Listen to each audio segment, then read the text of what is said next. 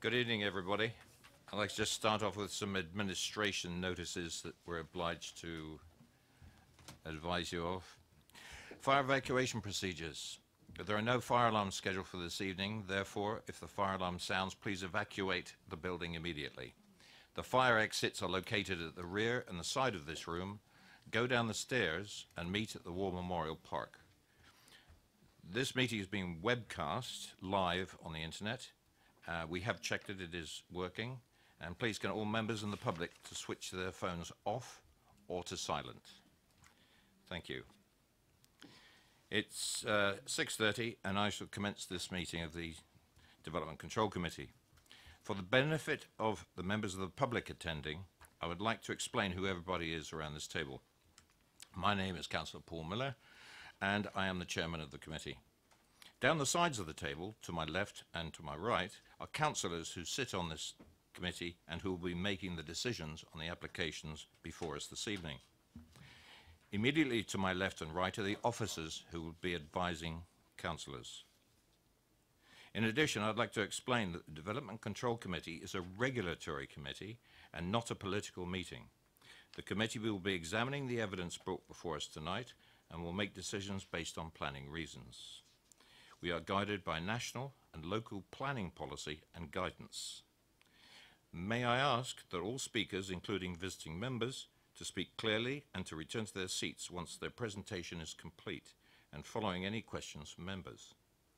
No further dialogue between members of the committee and speakers will be permitted once questioning has finished. May I ask all committee members to avoid repetition and to keep any comments on each planning item to a maximum of 4 minutes. I understand that planning can be an emotive subject, and I ask that everybody remains polite and professional throughout this evening.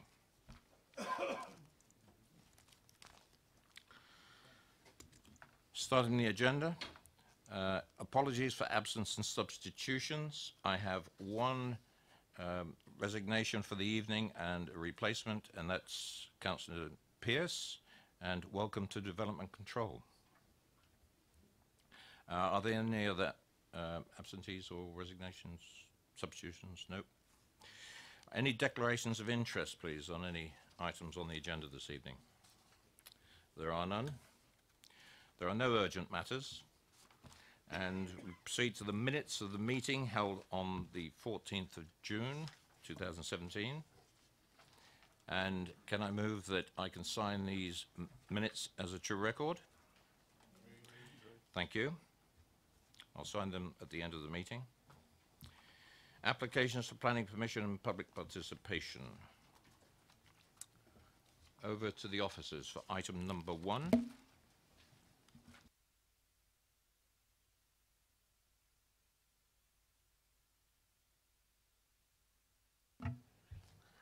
Item number 1 refers to a hybrid planning application for outlying planning permission for alterations to an access, 60 dwellings, commercial B1, B2 use, new station car park, open space, landscaping and associated works, together with a full application for change of use of land to public open space.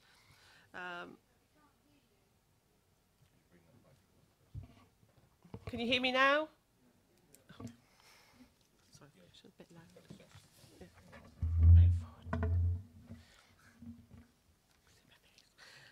So to note within the update sheet, obviously, and also members will remember viewing the site, but the update refers to officer clarification issues that were raised by the Whitchurch Neighbourhood Planning Group in relation to the transport assessment, transport management plan, travel plan, station car park and its phasing, the pedestrian linkages from the site to the station and the contribution towards the traffic regulation order.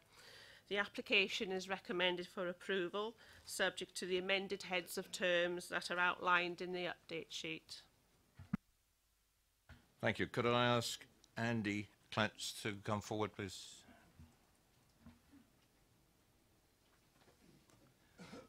Representing the parish stroke town council, I'm not quite sure which one. Mr. Clamps, you have 4 minutes. That's a big one, yep. Thank you, Chair. Yes, my name is Councillor Andy Clems. I'm the Chair of the Whitchurch Town Council Development Committee. I'm here this evening to confirm the support of the Town Council for the proposals which are before you this evening. They provide much needed social and affordable housing and land for development, which we understand is deliverable. The Town Council has given an undertaking to manage the public open space, which you will note is part of this proposal. The station car park is seen as an important community benefit for the town, particularly as you may be aware the local temporary car park has recently closed. I'm also here as Vice Chair of the Whitchurch Neighbourhood Plan, and I can confirm that the application accords to our understanding of the emerging neighbourhood plan and the policy requirements for this particular site. And I make that point because the earlier officer's report would suggest otherwise. So, and I'd also like to thank the developer for working with the neighbourhood plan to get to this point. It's been a long process to do the neighbourhood plan, and this is the culmination of those efforts. Thank you. If you could turn your microphone off, please, because it mutes out the other ones as they go along. Just stay there for a second. Members, are there any questions? Councillor Westbrook? Okay, Mr. Clemens. Can you tell me what stage your neighbourhood plan currently is at the moment, please? Thank you. I think the technical term is Reg 15 and it's been approved by the inspector. Any more questions for the councillor? Councillor David? David Leaks? Thank you, Chair. Can I just confirm that your Whitchurch Town Council are for the application as opposed to the local member is against the application? Understanding is correct, Councillor. No more questions? Thank you, Councillor. Mr. Smallman and Mr. Gosling, please.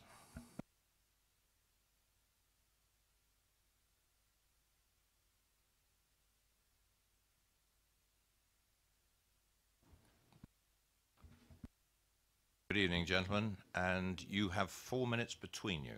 Thank you. My name's Stephen Small. I'm the planning agent. I'm going to speak first, and then David Gosling. I'm here to fully support the planning officer's report and recommendations. Over a long period of time, we've worked closely with the neighbourhood plan group in formulating and shaping these proposals so that they do now fully accord with the policy requirements of the neighbourhood plan, as you've just heard from Andy Clems. There have been remarkably few objections to this planning application and none from any of the statutory consultees. There are only 4 letters of objection from members of the public, but nonetheless Councillor Watts has objected, and it's for this reason that, as I understand it, that the application has had to come before this committee this evening. Councillor Watts is concerned about the impact of traffic, specifically HGVs. I would like to respond as follows. Firstly, the site is allocated in the neighbourhood plan.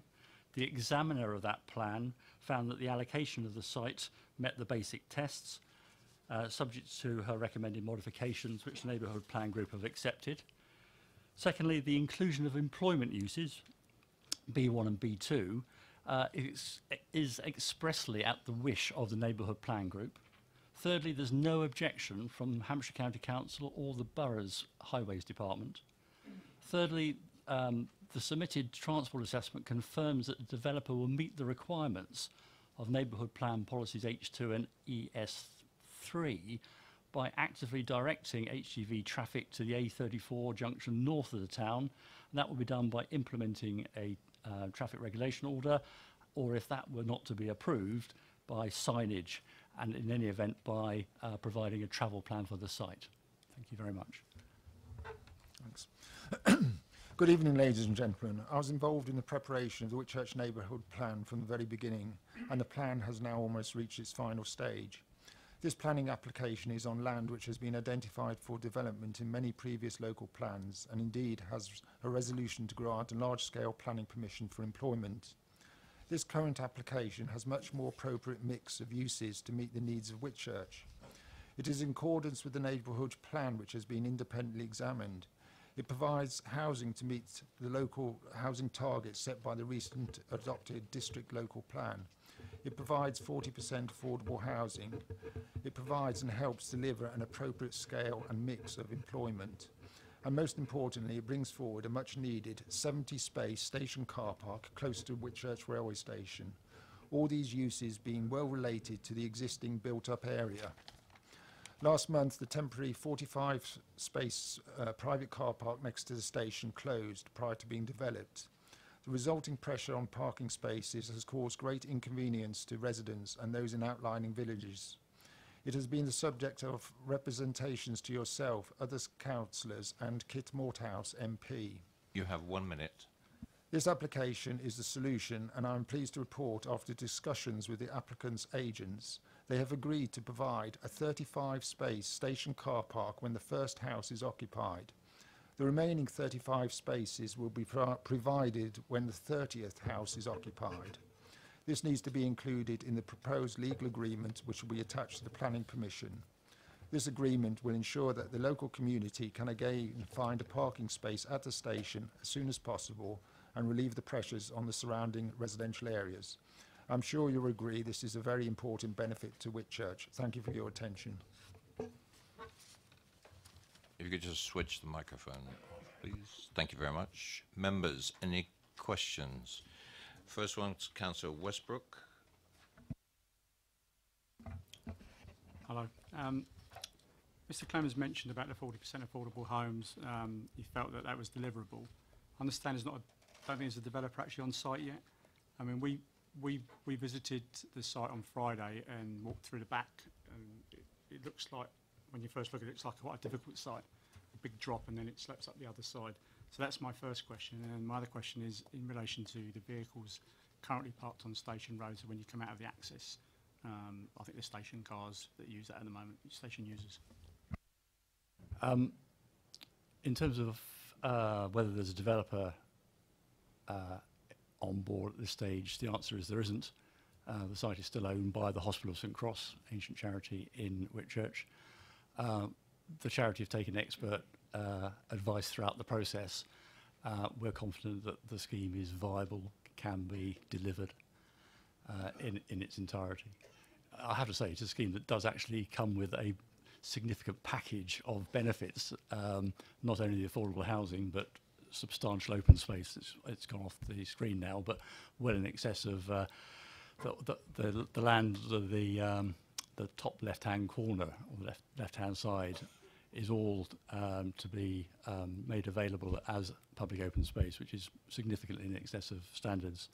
And then there's the station car park, but we're confident it is viable. And the on-street parking, my understanding is that the majority of the on-street parking can remain, if that's what the Highway Authority want to happen. Although I think 2 spaces would be lost to ensure that there's adequate tracking around the junction.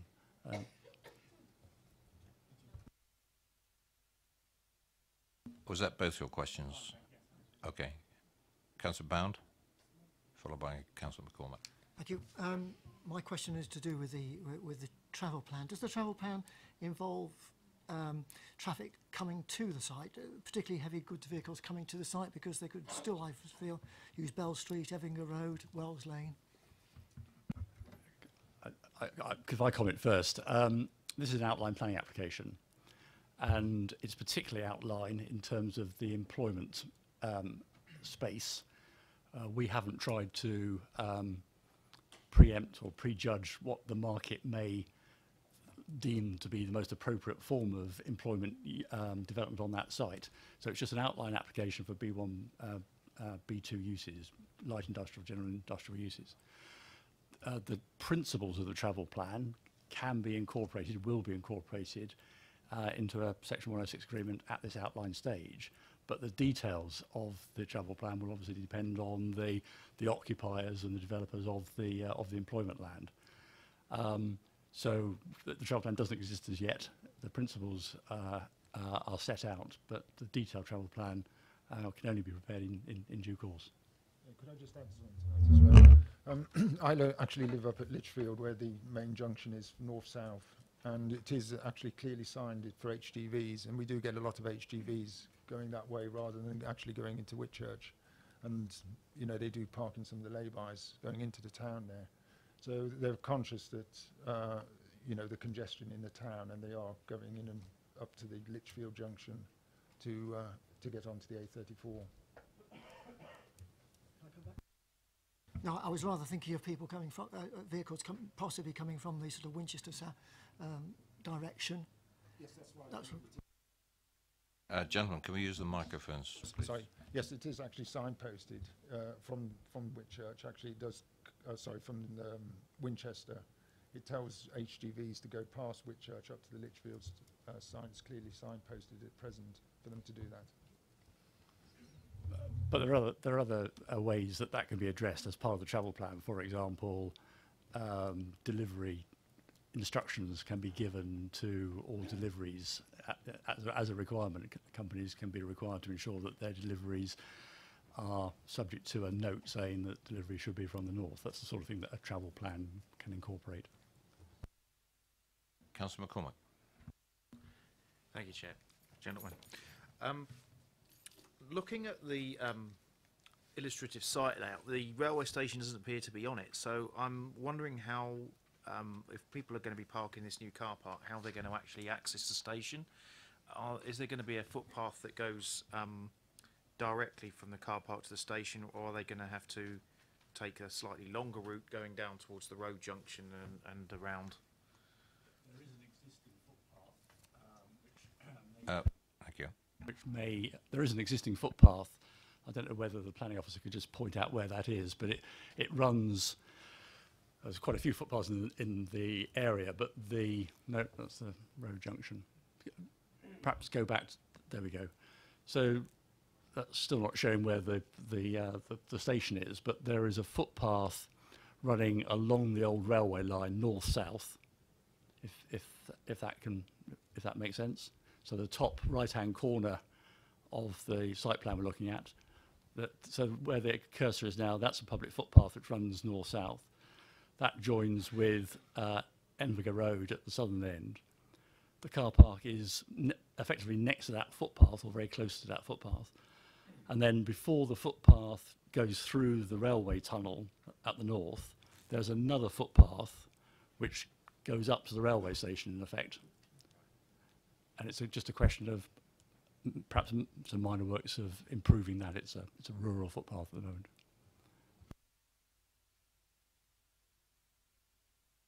And the other question I had was more to do with the HTV access. When we went to the site on the visit, there's quite a difference in height, and it struck me we've got a very sharp left-hand bend, and you've said there's tracking being done and parking space is going to have to be taken out. But there's also quite a slope, and what amount of adjustments will be made to that slope to make it more straightforward for HGVs to come out, reduce the risk of grounding and steep gradients, lorries labouring, making lots of noise, that sort of thing? I'm not a highway engineer, but there have been a number of highway engineers involved in the design of this scheme. The particular junction which we're looking at the moment, which will be the junction on the Enviger Road, has the reconfiguration of that has been tracked and swept very extensively in response to queries raised by the county. They are all content that the access way in its entirety, and the junction in particular, complies with the guidance set out in Manual for Streets, which is the Bible for highway design. So I can only defer to the expert advice of the highway engineers that have designed the scheme and approved the scheme. Any other questions from the applicants? Gentlemen, thank you very much.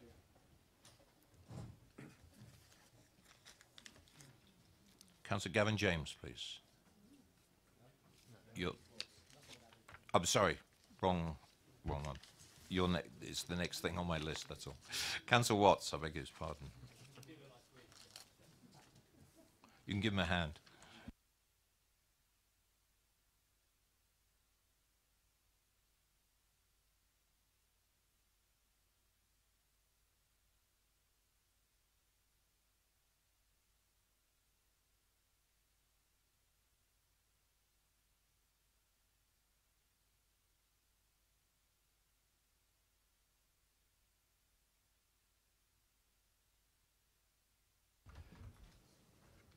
Thank you, Chairman. And you have 4 minutes. I understand how members are feeling. It's the Ward Council and the Town Council taking up opposite lines on this. And before I actually read what I've prepared, it all comes down to one word, and that's enforceable. But I would say this evening you've got the power to do more harm to Whitchurch than could be rectified over many years. I'm asking you not to do that, but to reject this application because the proposed access is inadequate and the suggested conditions would be impossible to enforce. I'm not opposing the principle of development on the site. On page 49 of the report, it says that the site constitutes a former employment allocation in the local plan from 1996 to 2011, and that there has been a previous resolution to grant consent. It doesn't mention that those previous decisions were based on the access to the site being through a disused railway tunnel by a road directly from Newbury Road, north of the railway. I've been told, but not seen in writing, that the applicant now says after all those years that the access through the tunnel is not deliverable. But I have here a document that's on the council website, dated December 2013, a memo from Mr. Smallman to a planning officer here who'd obviously asked a question, showing the updated programme as requested for construction of the way through the tunnel, leading to commencement of works in February 2016. So I really haven't seen any reason why that's not still being used. Since the applicants announced their intention to apply for a mixed-use development with highway access from Evinger Road, I've consistently opposed these on the grounds that the proposed access is wholly inadequate for the purpose. And now I know that members of the Neighbourhood Plan Steering Committee have pressed similar judgments in discussion, but they've had to accept that they can't force an intransigent landowner to make a site available for allocation. If I can refer you to page 52 of the report, it says, in light of the examiner's conclusion that the WMP meets the basic conditions along with the lack of evidence of any significant opposition to the allocation of the site, it's considered the principle of developing the site is now acceptable. This is subject to the proposal according with other relevant policies in the development plans. Now, one of those policies, ES3, is quoted at the bottom of page 57 of the report. I quote as follows: proposals for employment development north of the town centre that would generate HGV traffic will need to demonstrate that HGV traffic will be actively directed to the A34 junction north of the town at Litchfield, avoiding the town centre. The direction of traffic will need to be practical and enforceable. I'll break the quotation there to say that in the proposed location that would be impossible. You have 1 minute. By the time the traffic from this new development reaches Station Road, it will have merged with traffic from Ardglen Road Industrial Estate and other traffic coming from Andover, up Evinger Road. It will be impossible for any sort of enforcement agency to distinguish between them. With regard to the local opposition, of course, the neighbourhood plan has that in about enforceable. So why would someone who is concerned about that oppose the neighbourhood plan? What you're being recommended to do is to pass something that's against that provision in the neighbourhood plan. So please don't approve this application in the hope that these fundamental traffic problems could be solved after the point of no return, a grant of planning permission. They probably can't in this case. Please refuse the application on access and traffic grounds and inform the applicant that a new application with a different point of access will be looked upon favourably. And please ask me questions. Thank you, Councillor Watts. If you turn your microphone off, please. Thank you. Members, questions to Councillor Watts? Councillor Bound.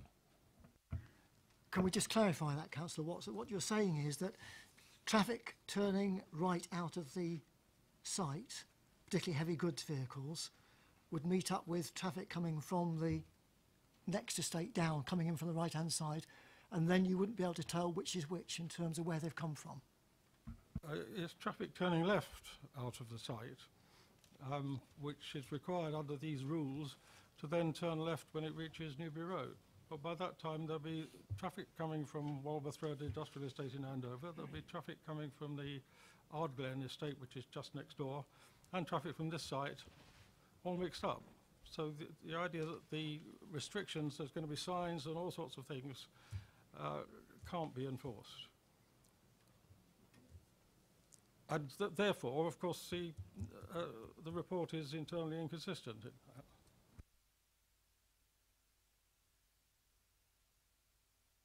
Is that all, Councillor Brown? No. So the restriction is going to be on traffic turning right out of the site. That's one restriction, but the other restriction is that I mean, that is to be banned, and that presumably could be enforced if there's a policeman standing there all the time, or but traffic going north to Lichfield would turn left out of the site, and then it should turn left into Newbury Road. And by that time, you can't possibly decide which vehicle is which. I don't see how enforcement is possible. So there are going to be these important reports and all these signs. There will be nothing to force drivers to do what they're told. Councillor McCormick? Thank you, Chair. Keith. So in terms of your preferred option of access through the railway tunnel, there was previously an application that proposed this for 70 houses, and that was subsequently not progressed. So I'm just struggling with the idea that somehow this implementing a railway tunnel access is worth the cost of building 10 houses. The previous applications were, as it said, all for an employment site.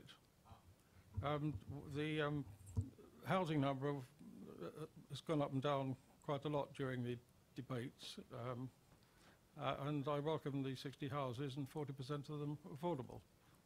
But cycle and pedestrian links directly to Whitchurch will be possible, and vehicular traffic onto Newbury Road. And that basically has been since it was, I think, 1992, not 2002, when a decision to grant was made. Any more questions for the ward member? Thank you very much.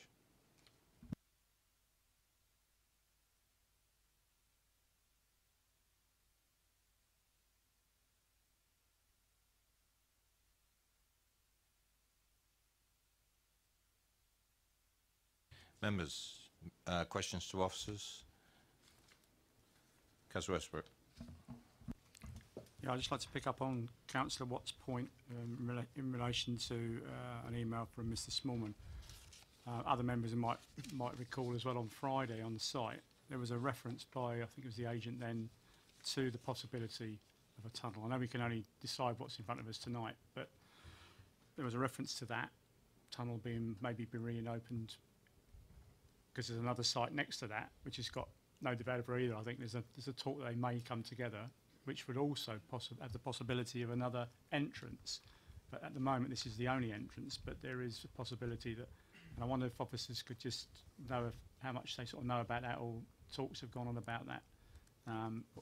Obviously, this is not the best of entrances, but we have to work with what's in front of us tonight. But I just want to have any more information you can give us, really.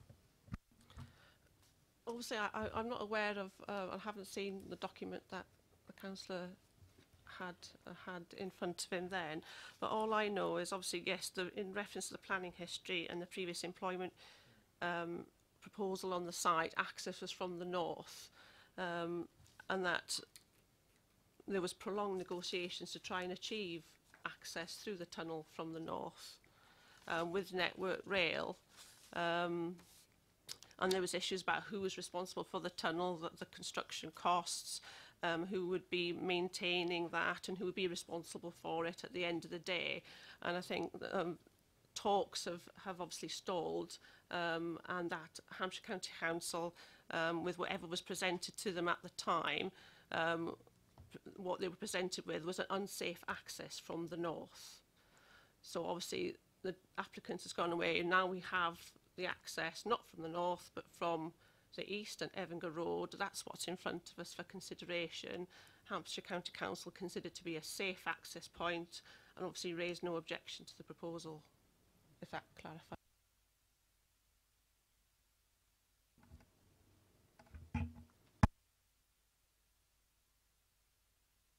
Councillor Potter, sorry. Thank you, Chair. I just wondered, obviously reference has just been made to the commentary of Hampshire highways, but could we just have more observation about this issue around safe access and I guess egress as well from the site? That seems to be the fundamental issue between the parties anyway, doesn't it, really? And why our specialists believe that this will work in accordance with the plans that have been submitted. I mean, it's one of the reasons for approval that the proposed development would provide safe access in accordance with highway requirements. Can I just seek some additional commentary about that so that I'm assured about the proposals that we have before us in this outline application? Thank you, Councillor. There's been discussion between the consultants and the County Council about the access. There's been a number of tracking plans as well for various vehicles to ensure that vehicles can turn in and out of the access, and that the business that's on the corner there can also function too. The earlier query about gradients, there's a cross-sectional drawing which proposes that the first 6 metres of the access would be at 1 in 40, the next 83 metres would be at 1 in 12, and that's as far as the drawing goes for the access. Beyond that, into the remainder of the site, which will be for the reserved matters, that will be for then to be sorted out at a later date.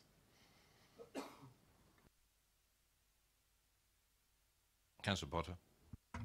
I mean, just in terms of our knowledge of what a 1 in 12 gradient looks like, I mean, the highways officers are content that that's a workable gradient. I mean, it's fairly steep, and obviously in regard to the types of vehicles that are going to be using this in and out, that's acceptable, presumably. That's what they're saying, is it?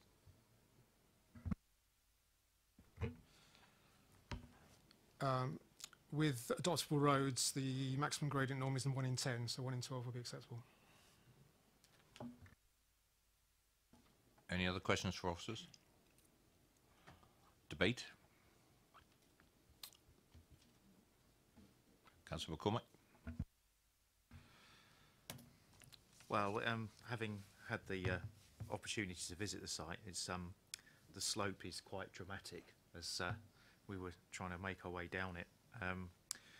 So I do have some concerns. I appreciate that 1 in 12 is considered acceptable because it's less than 1 in 10, but I do have some concerns about trucks, you know, pulling away on a slope like that and nearby residential areas.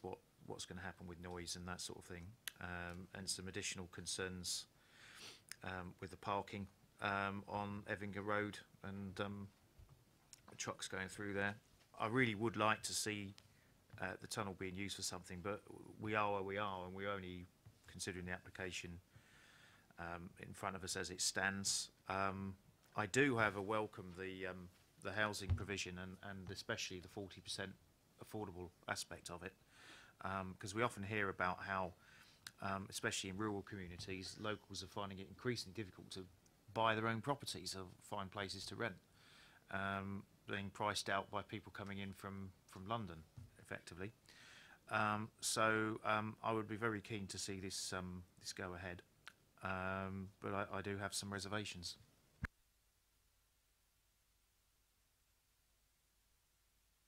Anyone else? Councillor Leeks. But nobody seems to be wanting to move it, so I'll move it, Chairman, as per the order paper. Thank you. Do I have a seconder? Thank you very much, Councillor Robinson.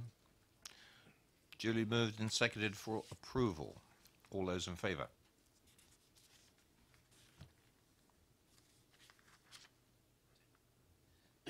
That's carried. Officers, conditions?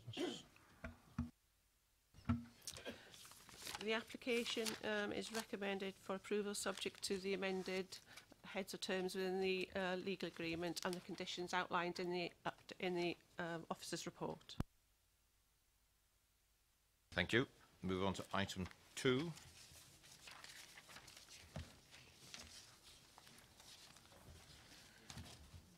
And if I could ask Mr. Mark Buttress, Mr. Bartholo, and Mr. Vivian to come forward, please.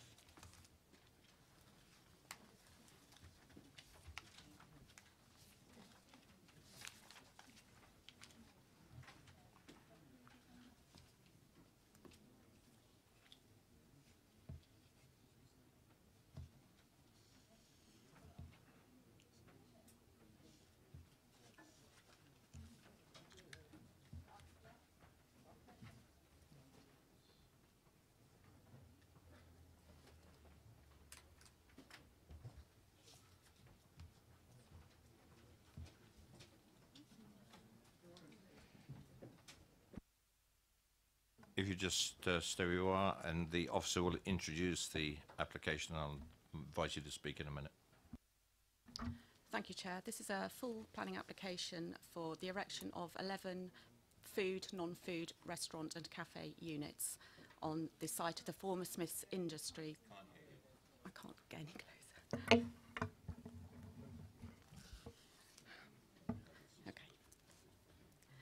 Okay, I'll start again. Full planning application for the erection of 11 food and non-food restaurant and cafe units on the site of the former Smith's Industry site on the Harrow Way, Winchester Road in Basingstoke. I draw members' attention to the update paper.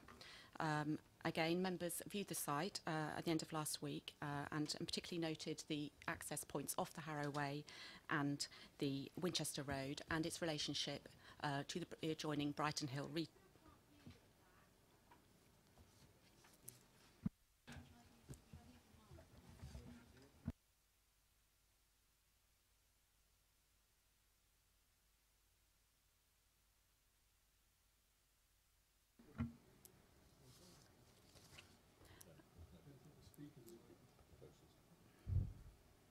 Okay, is that any better?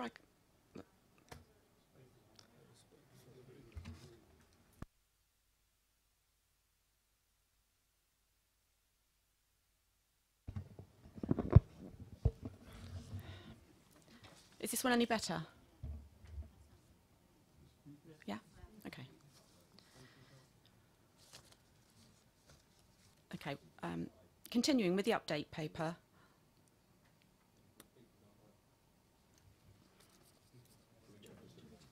I can't. Do you want me? We're going to keep going. I'm going to ask the facilities crew downstairs to come up and have a look why these mid-speakers aren't working, because I think that's the reason you can't hear the speakers from the chair. Can you hear me all right, by the way? Like I said, I don't think I need a microphone. But well, we've got to press on, so we'll try and get it fixed during the meeting. Okay, we try to turn the volume up on this one. So, continuing with the update paper, members viewed the site, in particular noting the access points off the Harrow Way and the Winchester Road, and noting the site's context in relation to the adjoining Brighton Hill retail park. There is some further commentary from the County Council in relation to the Brighton Hill roundabout and its capacity before and after the proposed development. Some further public observations, including a letter of objection received recently from Asda stores who are located in the Brighton Hill District Centre. Further letter of objection received on behalf of the owners of the Brighton Hill Retail Park, along with a technical note from their planning consultants. An additional letter of support received from a third party. 2 letters of representation from the owners of the retail park, which have been circulated to members of the committee, and you will have seen those, requesting deferral of the application to allow it to be considered concurrently with 2 applications that are currently with the local authority in relation to Brighton Hill Retail Park. As a response from the applicant to the Asda objection, there's also a response to a query raised by Councillor McCormack at the site viewing regarding ground conditions at the site. And there are some amended plans received which are just updating the landscaping proposals to reflect the omission of the car park that was proposed near the A3, A5 units as originally submitted. The reason for approval, number 1, has been revised to include compliance with the sequential test and retail impact assessment, and there's been some minor editorial changes to a number of the conditions, along with an additional informative.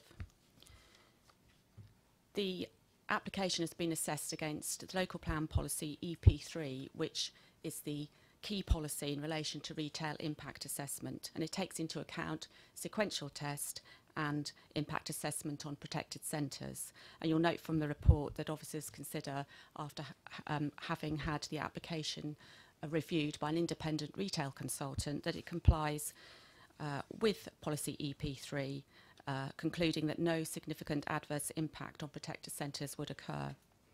There's also been extensive discussion between the applicant and both county and our local highway officers with regard to the access and highway works. And again, you will note that highway officers are raising no objection to the scheme.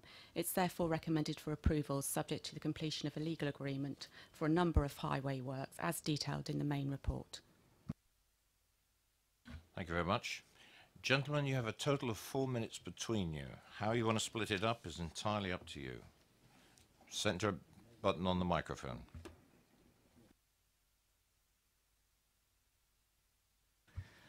Good evening, Chairman. Good evening, members. I'm here on behalf of the owners of Brighton Hill. British Coal pension funds have been long-term owners there since its construction in 1996. 6 of the 8 tenants there have been with us throughout that 20-year period. The application in front of us deals and uses our principal public access for access to the substantial new retail park next door. We believe there are fundamental highway safety concerns with the proposals for the use of access from the A30, and the officer's report, we are concerned, does not fully address those. Based on the current design and the extent of the adjoining owner's ownership, we don't believe there is an appropriate access that can be made to work from the A30, and we believe there are serious concerns and risks for pedestrians, cyclists and users of that junction area if it proceeds as currently proposed. We believe there are grounds for committee to refuse this application on that basis, particularly because of the serious nature of our concerns around the A30 access. In our view, really all access and exit from this new scheme should be from the Harrow Way rather than the A30. And we would ask that either a refusal is passed tonight or that a deferral is put in place so that further consideration can be given to the highways issues. Thank you.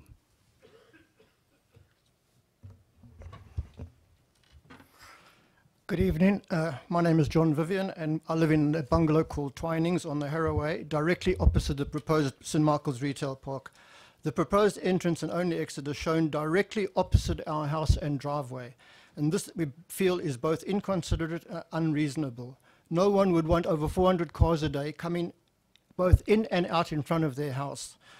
I strongly object to this. We have problems enough getting in and out of our driveway at the moment, especially at peak times when the traffic is backed up from the Brighton Hill roundabout to Lister Road. I strongly feel that the proposed entrance and only exit is in a totally wrong position. The proposed retail park could and should be using the existing built entrance exit, where there are no residential driveways or houses directly opposite. The position of this existing entrance and exit was constructed where it currently is for the very reason that it made sense and did not affect any residential driveways and houses opposite. Why would this new proposal now feel it is necessary to propose and construct an entrance and only exit directly opposite our house and driveway? How will we get out of our driveway when cars are coming in and out? It'll be virtually impossible in an accident situation waiting to happen. Thank you. Hi, good evening. Here again, putting a stop to this retail development on the Smith site. You have 1 minute. Thank you. Having spoken to Catherine Sneeden also from Asda, agrees with me. What has changed? Can you please answer that question from 2013 and 2015, where this was rejected with Tesco's? It would still be a threat to the Brighton Hill shopping centre and local independent shops like myself. You know, a 19,000 square foot Aldi and other multiple chains, yet again, no independence, will be a threat to local businesses. It will create a traffic nightmare for the local area, and even Maria Miller agrees. There's a lack of consultation in the first place from this company. It was meant to have been held at the Camrose Club. At last minute, it was put into a tent on the site. There was no parking, no disabled parking, no disabled access, which my father found out was very difficult to get to. So to say they've consulted with the local people is an absolute joke and travesty. Thank you very much. You can switch the microphone off. Thank you. Members, any questions for the objectors? Councillor Westbrook. Yeah, I've got a question for Mark. In our report, it talks about the MPPF, obviously the planning policy framework, and the definition of town centre includes district and local centres, but specifically excludes small parades of shops. And they're only like neighbourhood significance only.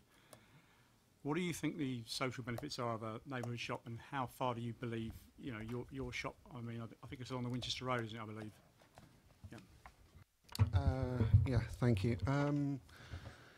Well, neighbourhood shops like myself, and there's also Kings Road, which will be severely affected nearby. We provide a very good local service, I hope, and a necessary service to people who can't get out and about.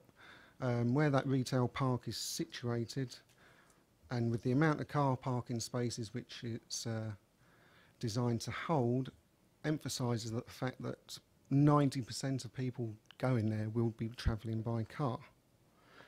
So it's going to be a double whammy, really, because people who have to get there, it's going to be by transport. For the local community, I know, having spoken to Catherine Sneeden, who represents ASDA, the original proposal was rejected by this very committee and the government on the basis that the threat to Brighton Hill shopping centre was so severe that it would far outweigh any positives gained from building anything on that Smith site. And nothing has changed from that time, from 2013 and 2015. And again, it's the local community bit, because it's Asda shop is the main hub of that shopping centre, but there are still at least a dozen outlets, many of them independent, on that shopping parade, which all complement each other to survive.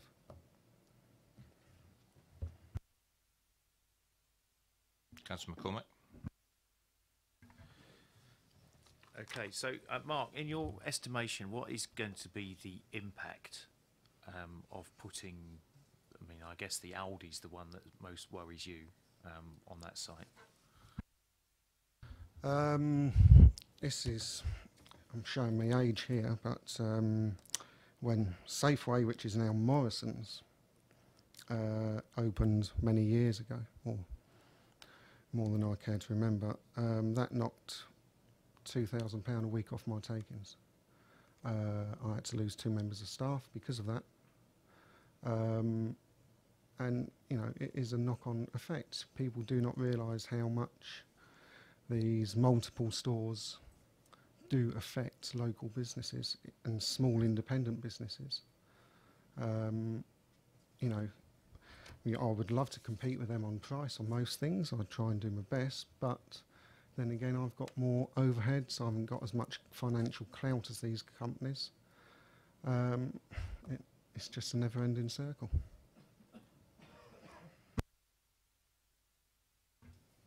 And my other question was on the access to the site, because John, you were proposing something that was completely opposite to what was also said. Either Harrow Way or Winchester Road, So what I'm trying to understand is, and I guess you'll both have different answers to this, what essentially is the problem with Winchester Road? As I understand it, it's about traffic coming from the Brighton Hill Retail Park turning right into the St Michael's Retail Park, and potentially we could have a system where we block that, we put bollards on the Brighton Hill Retail Park land to actively present that, and I'm struggling to understand why that's not being proposed by the people at Brighton Hill Retail Park if they have that concern. And also, having visited the site, it would be relatively straightforward if the two landowners were to cooperate with each other to actually have access from St Michael's Retail Park to Brighton Hill Retail Park, and I'm wondering why that hasn't been considered. And for you, John, yes, you do have my sympathy living opposite what's going to be a very busy access point. So I just wanted to know, at what points, what times of day at the moment is it especially difficult? And I kind of have an idea that it's probably sort of like early morning and early evening peak when it's especially difficult to get in and out of your property. Well, peak times, as you said, is mornings, and in the afternoons from 4 to 7 o'clock, we find it extremely difficult to get out, and the traffic is backed up from the Brighton Hill roundabout almost to Lister Road. Now, can you imagine us trying to turn right when there are cars coming down the Harroway, wanting to turn right into the new car park, cars coming out of the new retail park, having to cross over each other, and not only that, the cars coming out and turning right would turn directly into a bus stop, which is also outside our house. And that would just aggravate the whole traffic situation even more. This is a total. And not only that, where the existing entrance is at the moment, the road is rather wide and there's like 3 lanes. Where you want to propose it, where they want to propose it now, the road is a hell of a lot narrower. And you're never going to get 3 cars there. What I'm trying to say is turn right or carry on straight and other cars coming out as well. It's just a bad traffic situation. And not only that, in the winter months with car lights, should be shining right into our house and onto our house. This would affect our lives dramatically. Nobody would want that. I'm trying to be fair and reasonable, and this is just unreasonable when there's an existing entrance further down that was built where it was because there were no houses opposite. Now why would you want to go and why would they want to now go and put it directly opposite? It's very unfair, very unfair. That's all I have to say about that. Thank you. If I can just say, I think my fellow representative here next to me is saying that he's thinking the access should be moved further along Harrow Way. We're not completely at odds in saying, he's saying it should be Winchester Road and I'm saying it should be Harrow Way. We would certainly agree, as I said, that the access and exit should be off Harrow Way and not off the A30. I should also say I'm not a highways engineer, just to qualify what I'm about to say. The A30 junction, as it stands at the moment for Brighton Hill, is a well-used junction. It's an intensively used junction. We're looking at a major scheme coming in here. There are a number of points in the representations we've made about different areas of concern around the operation of that junction, decision-making times, the potential clash between cyclists, pedestrians, vehicles. There are a number of facets of our concerns around that junction at the moment. It's not just the right-hand turn as you come down from Brighton Hill, excuse me, take a breath, down from Brighton Hill, turning right into potentially a scheme for St Michael's Retail Park.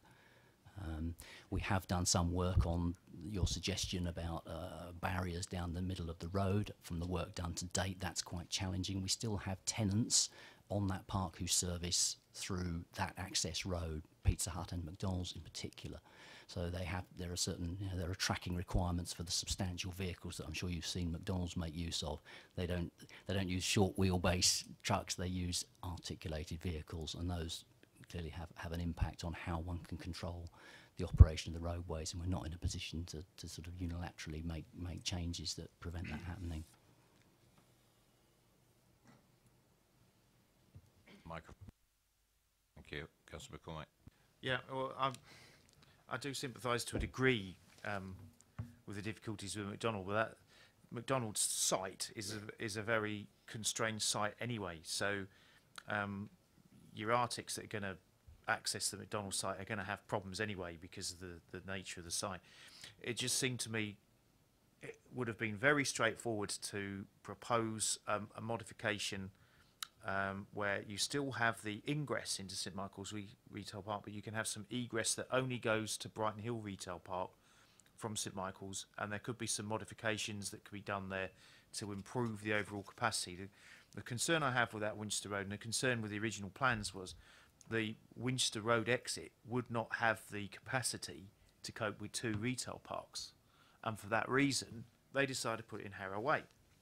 But when I look at that Harrow Way thing, it's a really small, constrained, tight, snaking bend onto a road that's not that much less busy at certain times of day, and there's not going to be any traffic lights. And the question is, Councillor McCormick?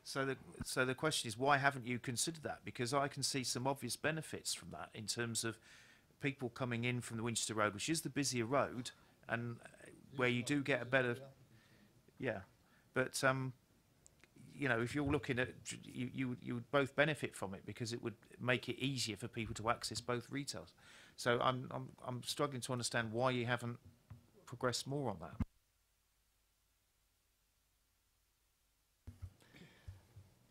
I think it would be fair to say that there hasn't been a significant engagement about the potential, and I didn't answer your question the first time, in fact, about creating a linkage between St Michael's and Brighton Hill.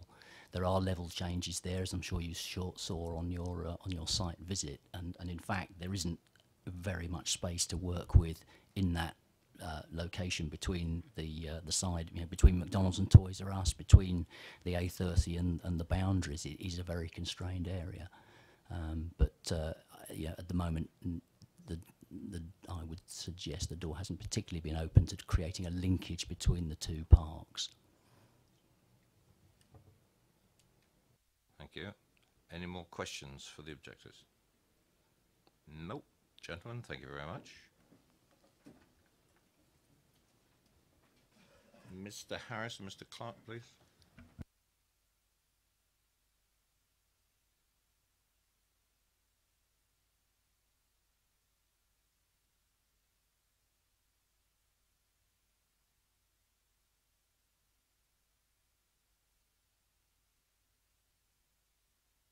Good evening, gentlemen. And you have 4 minutes. Is that big silver button on your microphone? Thank you, Chair, for the opportunity to speak this evening in support of the application. I'm joined by Duncan McEwen behind me from Area Estates and Julian Clark, the applicant's highway consultant, and we can answer your questions. The proposal before you represents a significant opportunity to redevelop a brownfield site that's been vacant since Smith's Industries left in 1996, some 21 years ago. It's in the freehold control of Area Estates and represents a credible and deliverable scheme which will provide a number of important benefits for the locality and wider Basingstoke area. It will create around 300 new jobs to be drawn primarily from the local community. There will also be jobs created during the construction phase. It will introduce at least 5 new national retailers to the town, including Aldi and Tappy, which will provide important improved choice and competition, specifically in the home improvement and discount food sectors to complement existing centres. It will also provide comprehensive visual improvements, replacing an empty parcel of land with a well-designed scheme, including landscaping and infrastructure improvements. Importantly, and as demonstrated in your officer's report and presentation, the proposal is entirely compliant with your development plan policy and represents sustainable development under the MPPF for a number of reasons. There are no sequentially preferable sites in or on the edge of the town centre, Brighton Hill District Centre and other centres.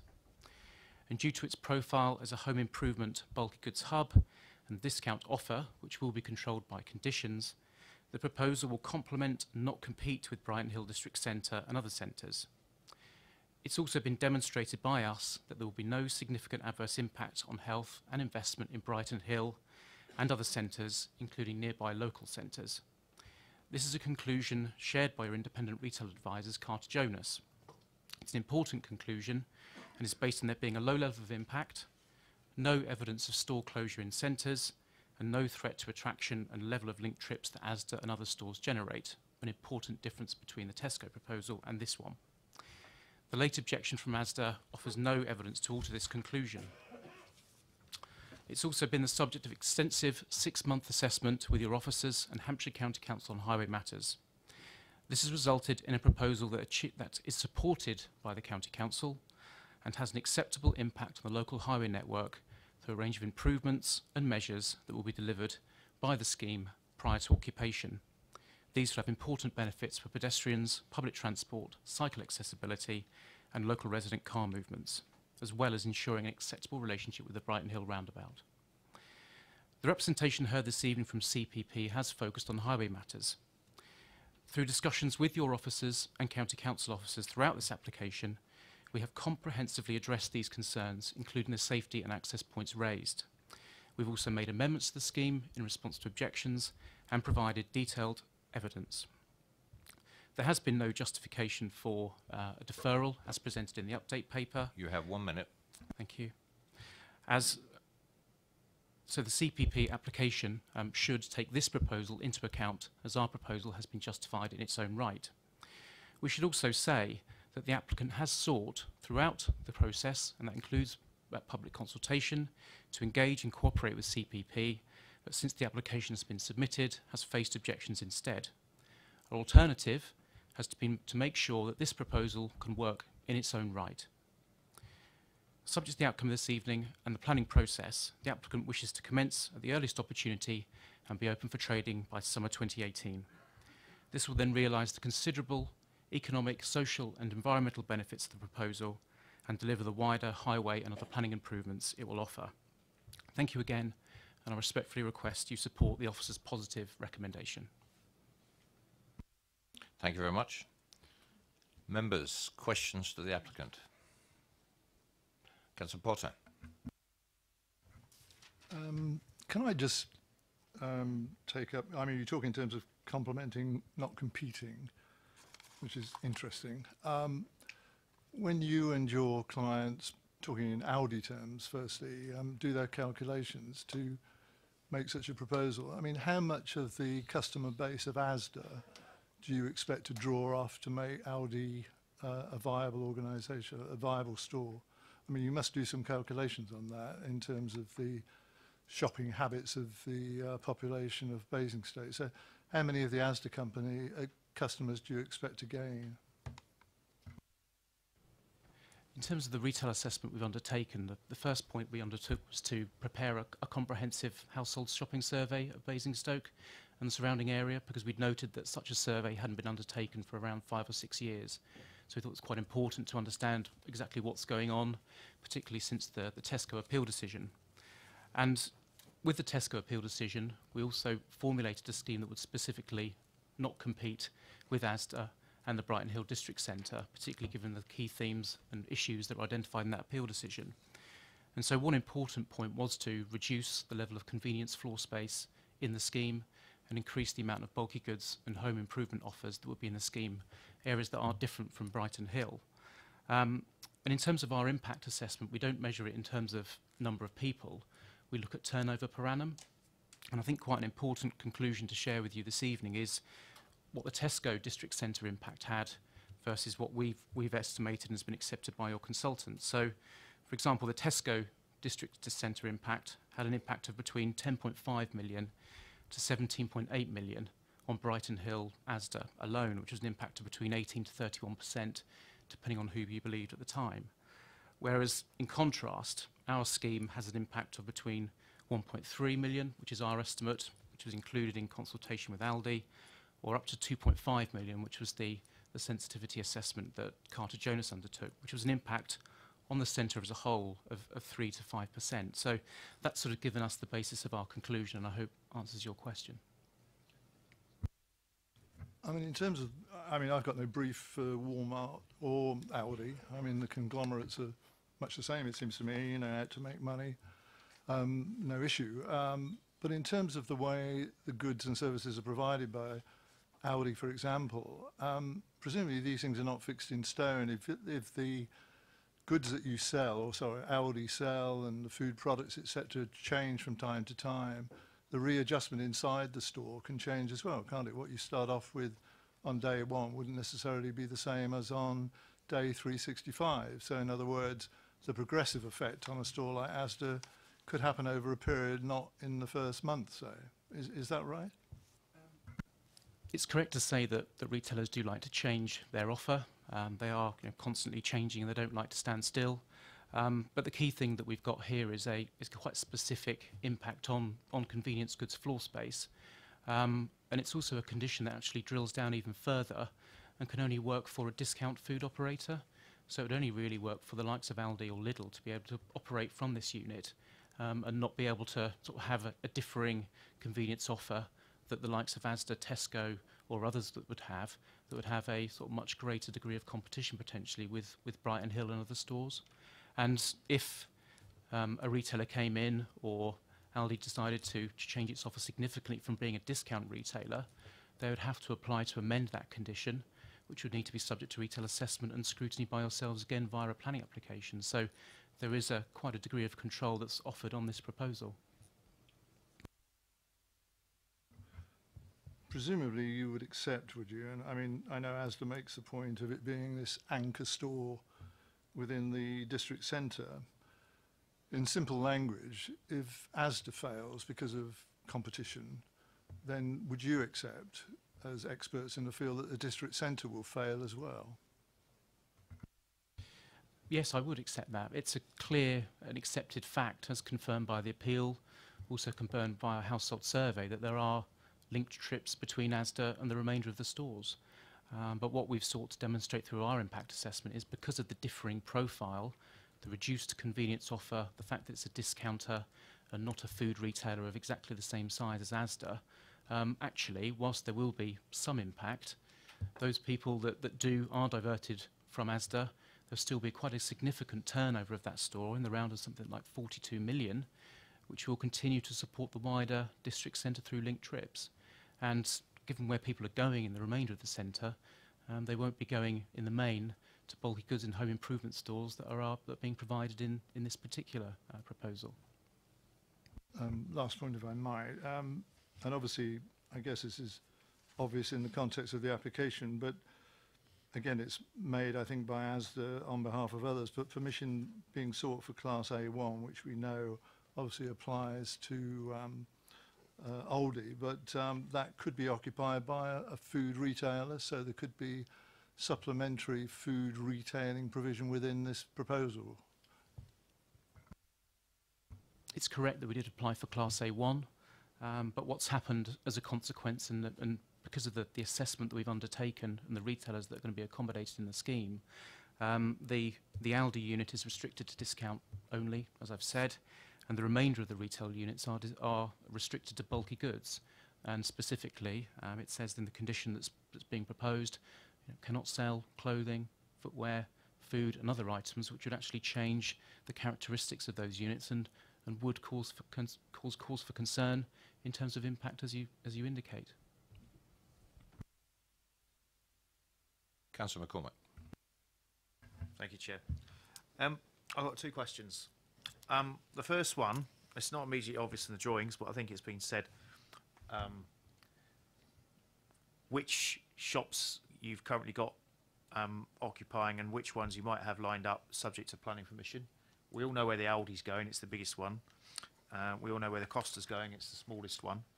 But you also had a Nando's, Tappy, Oak Furniture Land, Sophology and one other, so would it be possible to mark out where they were on the map and which ones are vacant and what likelihood they're going to be of being let?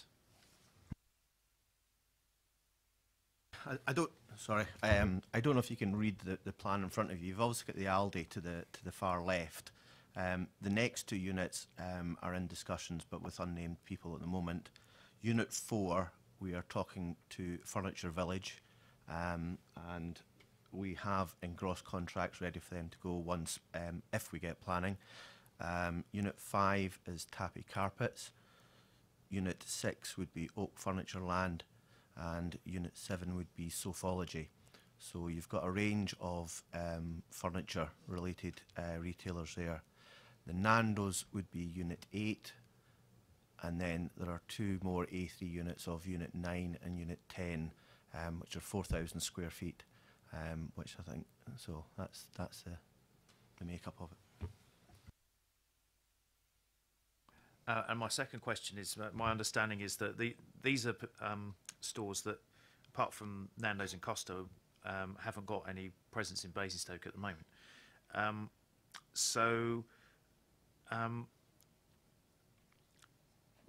How easy was it to approach these people and get them to agree to coming here? I mean, were they always looking to locate in Basingstoke, and this just happened to be the opportunity they were looking for? I mean, in particular, Aldi. I mean, how did Aldi approach you, or did you approach them and have to talk them into coming to Basingstoke? I just want to get that sort of idea in my head, how it's panned. It's kind of a mixture of both. I mean, Aldi, for example, Aldi have a requirement for 4 stores in Basingstoke, so they are actively looking for other sites. The remainder of them, the nearest store for them is probably Reading. The retailers tend to cluster these days, and they like going. They're very much like sheep, I always say. They always go where others go. So it's kind of a case of you speak to one. They'll say, well, I'll go if such and such goes, because they trade along each side each other, especially in the sort of furniture home improvements hub. You know, people tend to visit them. They don't generally, although they are retail units, it's not as if you're going to get people loading up sofas and carpets in the back of their cars and trying to get out. You know, they are very much like showrooms, and customers will wander from one to the other. You know, hence the reason for having a bit of food and beverage there, that they'll want to come spend a day looking at different things, probably researching a wee bit online, going in and having a meal, coming back out, placing an order, and then they'll be delivered from from warehouse units elsewhere. So it's there would probably be less movement of furniture in this than it would be from a residential site, where people are getting the deliveries of their furniture given to them. So, so to answer your question, there's a mixture of us approaching the retailers, knowing where the retailers want to be, meeting the demand that they've got, and then other ones piggybacking on the back of what they've seen others do. Councillor Bound. I think this is to the traffic. Mr. Vivian spoke quite passionately about the problems that it's going to cause him on the Harrow Way. Would you like to comment on that for me, please? Thank you. The comments obviously have been read through and are clearly understood, and I think the point was raised in earlier questions related to positions of access and so forth. The actual point of vehicle access egress onto the Harrow Way is broadly consistent with the position of the access that was approved as part of the B&Q application that existed on the site previously, and so part of the access strategy, if you like, evolved from what had been established or what had been agreed as a point of principle in the past. But I mean, part of our process with the county council and also with the local borough council's engineer is to submit our proposals for a detailed road safety audit for an independent review of those proposals, and they consider a range of matters related to pedestrian, cyclist, traffic movements and so forth, and will review those arrangements and form views on whether they believe that they're likely to be safe or unsafe. And we submitted our plans to independent auditors. That is a process that was completed. Arising from their recommendations, we undertook a series of modifications and adjustments. We've brought forward a proposal to modify the width of the footway on the south side of the Harrow Way to make it an attractive option for cyclists and pedestrians to use.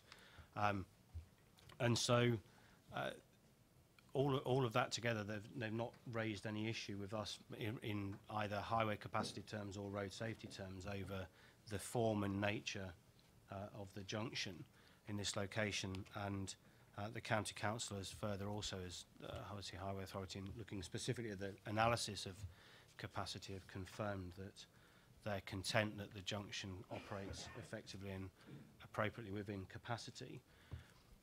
The issue in terms of the bus stop has been is noted. We've reviewed again bus frequencies, and I think the stop is served by the sort of Route 12, I believe it is, and the frequency of the buses is every hour or thereabouts, and so don't consider that the presence of the bus stop would actually complicate the operation of the junction significantly. We will go through a process of a detailed design with the County Council, and that will then be subject to further scrutiny, and it may well be possible that at that time maybe the bus stop could be considered, whether it needs to stay, whether it could stay where it is, or whether it could possibly be relocated relatively close by. But nothing at the moment has suggested that it's deemed to be a particular problem.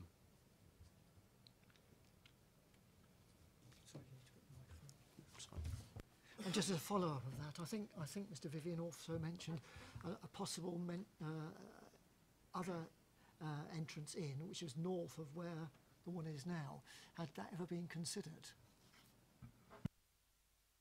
Something about a drop curb or something that was already in position. There's a historic access point that we believe obviously was when associated with its former active use. As I say, we looked at the details as part of the access strategy for the site, and as I say, referred also to the historic application and permission for the B&Q scheme. Clearly the layout of the site is something that we need to consider to make the most efficient and effective use of the land, and the access to Smith falls pretty central to that layout, that particular frontage, and so I think it would not lend itself to as an efficient and as an appropriate level of use of the land that this does. And as I say, I think the access point was consistent with what was previously there.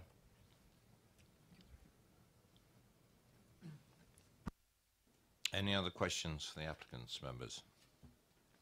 Nope. Gentlemen, thank you very much.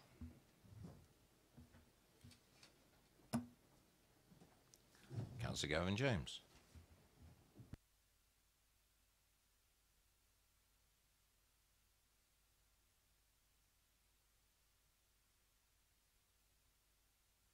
You have 4 minutes. Thank you, Chair, and good evening, committee. I'm not speaking in support of this proposal.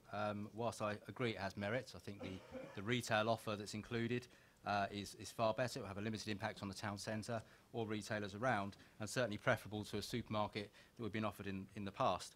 And also I'm pleased to see conditions in there which will stop it evolving over time, and make sure it's important we keep those conditions in place. My main concern is, as you've heard so many say tonight, is highways. And I appreciate you've got to probably offer a greater weight of evidence to the highways report prepared by experts than my sort of anecdotal view. But certainly the Brighton Hill roundabout remains a major problem, and I couldn't support any development in the area until there is a solution. Now, I recognise that the developer will make a significant financial contribution towards Brighton Hill roundabout, but of course you don't just need money, you need a solution. At the moment, highways engineers don't have a solution to solve and increase the capacity of Brighton Hill roundabout. So I raise that as a concern, so it's on the record that my concerns about Brighton Hill roundabout, which the Director of Highways in Hampshire County Council now thinks his name is Brighton Hill roundabout, because that's what I always go up to him and say. I also have concerns around the access onto Harrow Way, because I think I can see the problems on Winchester Road, but Harrow Way is a residential area, and I'll get onto some condition changes if you're unable to stop the development tonight, and I appreciate I haven't got a strong argument for you to prevent it, some conditions that could be tweaked. But in terms of Brighton Hill roundabout, it's going to be unusual where the traffic problems are not going to be Monday to Friday 9 to 5 or 9 o'clock and 5 o'clock. It's actually at the weekend, because that roundabout is now going to service obviously Brighton Hill Retail Park from Winchester Road, the Brighton Hill Centre from Brighton Hill Way. It's now going to have traffic on Harrow Way from this retail centre, and it's also going to have traffic from Pack Lane from the shops that all begin with H: Home Base, Home Bargains, Hobbycraft and Halfords. How that happened, I don't know, but there we are. So I'd like to think we could oppose it, defer it, push it back until there's a Brighton Hill roundabout solution, but I appreciate that's going to be very difficult to do. What I would raise is conditions 11 and 28, which are on pages 107 and 111 of the original bundle. I don't think the amendment update paper changes them dramatically. The The hours of trade are, in my view, for delivery lorries, I think it goes up to 11 o'clock at night. I think that's too late, particularly as the access point for delivery lorries is right by a residential area. Also, the trading hours of the stores goes up until, I think, 11:30 as well. I think mostly for the benefit of the restaurants. The reason I raise that as a concern is, unlike the McDonald's, which obviously has significant hours already, the only exit point is through Harrow Way. So once you've pulled in at 11 o'clock at night or 10 o'clock at night or something to go to Nando's, you have to go out via Harrow Way. As you heard, I think, from Mr. Vivian earlier, headlights shining through his window are going to be a constant problem. The least we could do is give him some respite overnight, and also perhaps prevent antisocial behaviour in the car park. So if you are minded to grant the planning application tonight, I would like you to look at those conditions. 1 minute. And consider whether or not it would be appropriate to restrict those hours slightly but reasonably, but also ask the operators of the retail park to gate off the car park after a certain time to prevent people coming out of the Harrow Way exit after, say, 11 o'clock at night. That would be my request. Thank you. Members, any questions for Councillor James? Yes, Councillor McCormack. Good evening. As the local county councillor, what pressure can you bring to bear on the Director of Highways to sort out Brighton Hill roundabout, given that by his own department's admission, the whole roundabout will be operating above capacity in less than 4 years' time by 2021? You'll be pleased to know, since I've been elected, I've spoken to him on 4 occasions.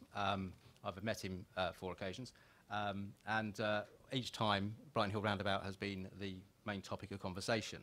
He's been open and honest in admitting at the moment the reason for delay is they're not sure what's happening around the Five Ways junction, the Many Down development, what that's going to do to Pack Lane, and how that's going to impact on traffic flows on Brighton Hill Roundabout. But I think the reality is, at the moment, the County Council do not have the technology or the technical skills to work out how you solve the problem, which is why I expressed my concerns about adding traffic to it. At the moment, there is no solution available, and I keep putting the pressure on, but I think he's got an engineering problem more than he's got a cash problem in terms of solving the problem and making sure it's a long-term working solution. And that concerns me even more, because not only have we got the potential for this retail application coming forward, we've got 1,000 homes down the A30 at Hounsome Fields being built, and we've got traffic increases from the existing residential areas, and frankly, to be told there is no solution to Brighton Hill Roundabout by the Highways Authority, and then them not objecting to this application, is totally unacceptable.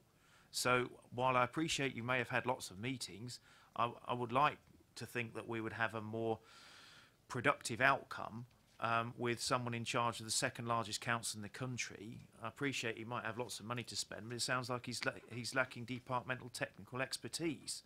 And I'm sure there have been problems like this that have been addressed in other parts of the country, and it probably involves spending quite a lot of money on Brighton Hill Roundabout. But I put it to you that that money needs to be spent, because at regular times, often in the weekends, Saturday, Sunday, round about midday, we're getting congestion going all the way along Brighton Way, right the way back to the shops. And that's going to get even worse. With this or without this, it's going to be worse. But with this, it's going to be even worse. So please, you know, what can be done? You know, I will help you all I can. I'm sure there are plenty of people on this committee who will help you in that way, because if we don't get a solution to Brighton Hill Roundabout, then we're going to get the whole of the south of the town, you know, grinding to a halt. And it's not acceptable for them to say things like, well, we don't know. Is there a question here, Councillor McCormack? I must push you. Well, I just want to get an undertaking and a degree, you know, what can be done, because, you know, I think this is absolutely crucial to this application. I'm afraid there wasn't a question there. We're not addressing the county council. You're addressing the county council law of the particular area. Well, yeah, and but I think he gave you initially an answer to your first question. Yeah, but I put it to you, what can be done, you know, to address this? Because if we can't address this, then we can't. I think that it would be irresponsible of us to approve this application. I'll take that as an input to the debate. Any more questions to the county councillor? Nope. Thank you very much, Councillor James. Councillor Hussey.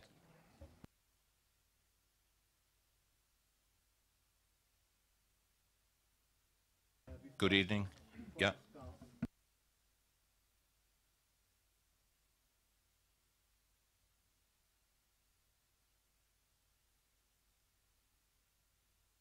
On a number of the points, but if people would like to ask me questions when I've finished what I've prepared, I'd be more than happy to oblige. That's the way we work it here in the committee. Yes, you have 4 minutes, Councillor Hosey. Right, I've been the councillor here for a long time, and I've been involved with Brighton Hill Roundabout for about 20 years.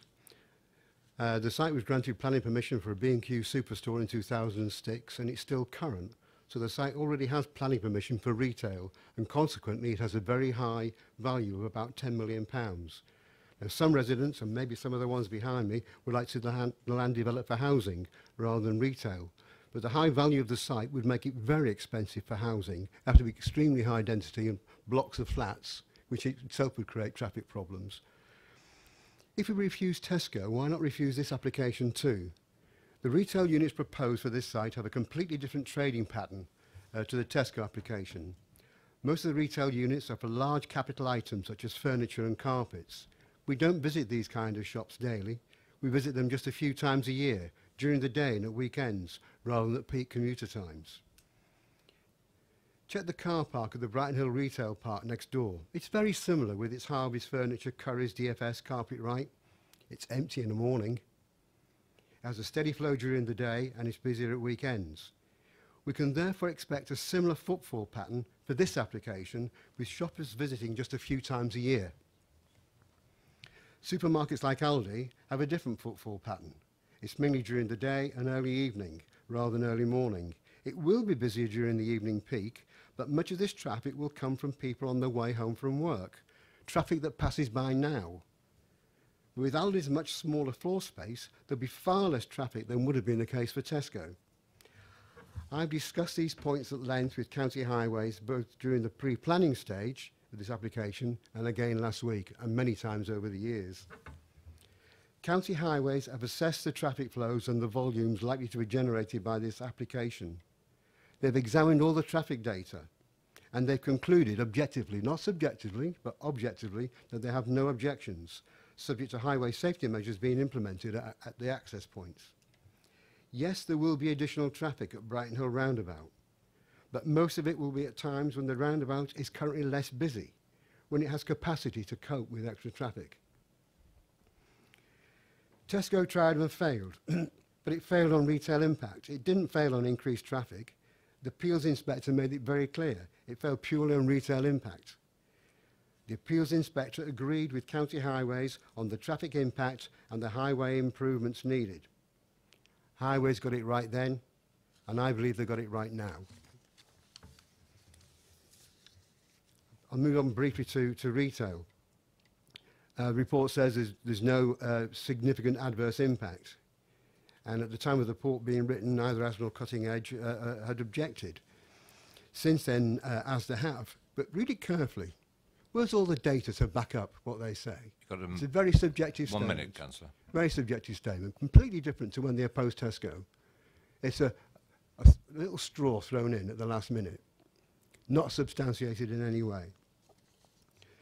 In conclusion, this application is different from the Tesco one. It has a different proposed retail mix, mainly furniture and carpets rather than food. It will therefore have a different footfall pattern with less shoppers. It will generate far less traffic than Tesco's would have done. When we received the Tesco application, I received almost 1,000 objections from a survey which we did. I brought them along to this committee, nearly 9 inches high, a stack of paper, people may remember. My residents were asking me to refuse, for my support to refuse the Tesco application. This time, I've received very few comments. The ones I have received have mainly been in support. And as ward councillor, I too support this application. I believe of all the options that we've looked at over the years, this is probably the best option for this site. Better than high density housing, better than a large convenience food superstore. I believe that this solution is one which will bring benefit to the area in terms of jobs, and the traffic impact will be very low compared to previous applications. Thank you for that, Councillor Hussey. Members, questions for the ward councillor? Councillor McCormack. will you work with me and Gavin and to get the best possible solution for this? I mean, I appreciate what you said tonight and appreciate the difference in the residents' reaction, because we've had a similar story in Brighton. Will you all work with, you know, if we all work across political or parochial boundaries on this, because I think it's really important that we get a solution to the Brighton Hill roundabout. Obviously, I'll work with anybody who's interested in tackling this problem, as I have done for the last 20 years. It's interesting to note that the Tesco solution would have provided extra capacity and would have extended the life beyond 2021 by about 2 years. That is the view of the county. The main problem with Brighton Hill Roundabout, it's got too many arms. Who's brave enough to say which arms are going to be closed? There'll be an uproar. But hamburger, through about, flyover. We really need to tackle, get fewer arms so the traffic flows through the roundabout can be improved. And with traffic flows improved, you increase the capacity. And county are looking at those things now, but they're ideas on a drawing board. There's nothing that they'll talk about because they haven't evaluated them all.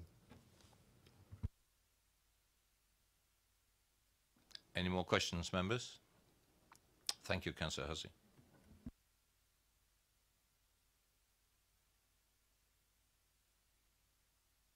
Members, questions to officers? Yes, Councillor Robertson. Thank you. We've talked a lot about entrances and exits. The one entrance we haven't talked about is the service yard. And looking here, it says there will be no right turn into that service yard. That means anybody coming in an articulated lorry off the motorway is likely to approach the site from the east. We'll have to go all the way past it, down to Brighton Hill Roundabout, go all the way round Brighton Hill Roundabout in possibly a 42-ton juggernaut, and then come all the way back up and turn left into the site. That seems a policy that is designed to exacerbate the problems on Brighton Hill Roundabout. Can you tell me what the logic is in that? Thank you.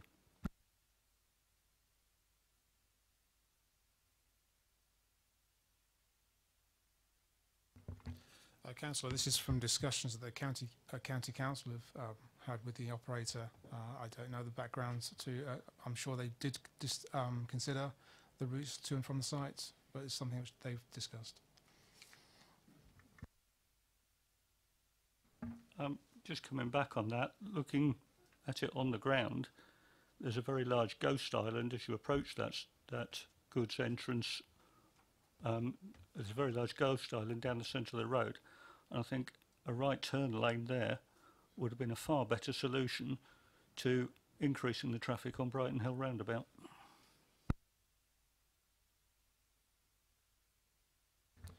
As I understand it, that was considered at an earlier stage, but there was discussions with the applicant, and the idea of a right turn lane has gone away, and instead it's suggested that there would be solid white lines and consideration of a traffic regulation order if necessary.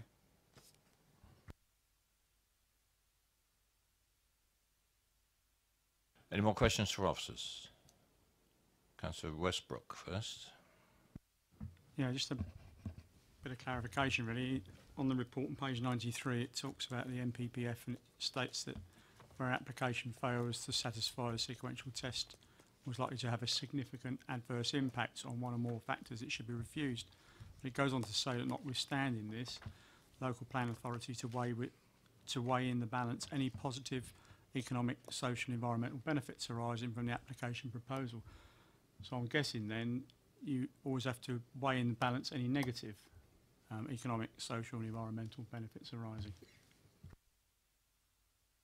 Yes, you're correct. And we obviously heard the applicant speaking about the benefits and, for example, the creation of jobs, etc. But that is, the test is whether it will be any significant adverse impacts, and that is a planning judgment. And you will see from my report that on this occasion we've weighed all of the factors into account, and based on the evidence provided by the applicant, and also independent review from our retail consultant, and that's why we've weighed in favour of the proposal. Councillor McCormack. It's just also in terms of vitality and viability, page 93, policy EP3. We heard tonight that Aldi were interested in 4 stores in Basingstoke. I had heard that they might be looking to go into the Winklebury store, which would be a welcome achievement. I was just wondering if we had any confirmation of that. I'm not aware of any of proposals coming forward at this point in time, but that would obviously be subject to a similar exercise as this site has gone through. Any more questions for the officers? There being none, debate. Councillor Lee. Thank you, Chairman. I think Councillor James's suggestion of a gated exit to stop it being used after a certain time. We do know that they've got gates, for us who went on the viewing panel, would be ideal, and likewise perhaps knocking an hour off delivery at night to give the local residents a chance might be an idea. Turn that around, if I may, from the chair to ask the officers. Do you have a comment on that? Clearly, if members felt that they would prefer a reduction in the hours in terms of reducing the opening times and delivery times, that I think would be reasonable. In terms of providing a gated access, I'm concerned that in terms of any enforceability, and that's one of the tests of applying conditions, that will be quite difficult to achieve, and that you would be relying on the operational management of the site. And obviously the applicants heard your concerns and matters on this point. So that's my only area of concern. But if you did want to propose a condition, then we could apply that. But I will just say, in my view, I think that would be quite difficult to enforce. Thank you for the advice. Sorry, carry on. Sorry to say something about the officer. We won't know until we've tried. And if that was agreed by my fellow councillors, I'm all happy to propose the recommendation with those two alterations. Anyone? Oh, Councillor Potter, and then Councillor Bown. Listening obviously to what Councillor Leeks has said, but let me say that I do think there are significant problems with this application. The issues around the Brighton Hill roundabout should not, and won't be by me anyway, underestimated. I think in regard to the consequences that would flow from that, and there is no solution in mind, obviously, for the problems of Brighton Hill roundabout, which, as Councillor Hussey said, go back over decades. In regard to what I see as the more important element of this, in regard to our own policy EP3, obviously all of these things hinge around the word significant, and all the experts in the world with their commentary about what significant will mean in this context. I'm available obviously for my own interpretation of this, and I think by any definition this will have an impact upon the Brighton Hill district centre. It will impact upon Asda, it will impact upon the other shops in the Brighton Hill centre because of the potential reduction and demise of Asda, and there is no logic, it seems to me, in regard to our own local plan and in regard to EP3 in allowing applications of this sort to come forward and be approved, which then have this negative effect on other district centres which local communities depend upon. The type of activity that's going to be centred around this is going to be mostly car dependent, and that's fine for those people who are mobile and have cars, but there are many people who depend on other district centres and local shops. The ones that I'd immediately refer to, I think, are King's Road, Buckland Parade, Winchester Road, King Furlong Centre. All of those, I think, are going to be impacted, and we've heard evidence in the past about this by this proposal. And excited though everybody appears to be by Aldi, and we can all have our own views about it, and a lot of us have got history, I think, knowing both Lidl's and Aldi stores that we've used in the past and in other parts of the world. It will have that impact, in my view, upon the district centre of Brighton Hill. And on that basis, I do not support this application. And I think it's consistent with the way that we write EP3. We contain it within our local plan, but it comes down in the end, obviously, to our interpretation of significant. And I say this will have a significant negative impact, and therefore I will vote against this application. Councillor McCormack. Thank you, Chair. Yeah, I'm not sure I can support this application either in its current format, because there are two red line issues for me. One is the possibility of empty shop units elsewhere. I mean, being a Brighton Hill councillor, my first concern is empty shop units in Brighton Hill, especially Asda, because I can still remember when we had an empty Sainsbury's there for years. Asda is closer than we think to Aldi in terms of retail offer. It is very much price competitive offering that it offers. It has a very local clientele. Probably about 50% of the people that use it actually live on Brighton Hill. Some of those that are living closer to the Aldi will naturally go to Aldi. If it was a 3% impact, I'd be reasonably happy to say that Asda could survive it. But in the current economic climate, a 6% impact, that may mean that they're starting to lose money, and that would set alarm bells ringing. That said, I think the retail mix is pretty good, and obviously they've got out of their way to get complementary stores, you know, and for that point of view, you know, that's it's massively preferable to what we had with Tesco, where I think we would have seen Asda in very real risk of closure. But the other red line issue to me is the traffic, and I have some serious concerns about the Harrow Way access. The Winchester Road access, it makes more sense having ingress from Winchester Road, because that's where most people will be going past the by trade. But if only we could get the two retail parks to work together to come up with some acceptable solution with the Winchester Road access, so that they could access one half from the other internally, then I'd be a lot happier. But I do see a lot of problems with Harrow Way, and I'm very disappointed, I have to say, that no mitigating measures of significance have been proposed for Harrow Way. No traffic lights, no protection for people in Cumberland Avenue, not even so much as a box junction on Cumberland Avenue. So in its current format, I don't think I can support this application. What I would say in reference to EP3 is, if we've got an empty unit in Winklebury, formerly Budgeons, formerly Co-op, I would like to see Aldi occupy that in preference to occupying the store on Brighton Hill. But by the sounds of it, it looks like Aldi could well occupy both and be looking for a couple of other stores around town. I think it will be very difficult to find material reasons for refusal of this application, but nevertheless, I think the fact that Brighton Hill roundabout is going to become over capacity in 4 years' time and we don't have a solution to it, it doesn't make much sense approving this application now and bringing that a little bit closer with additional traffic being generated in 1 year's time.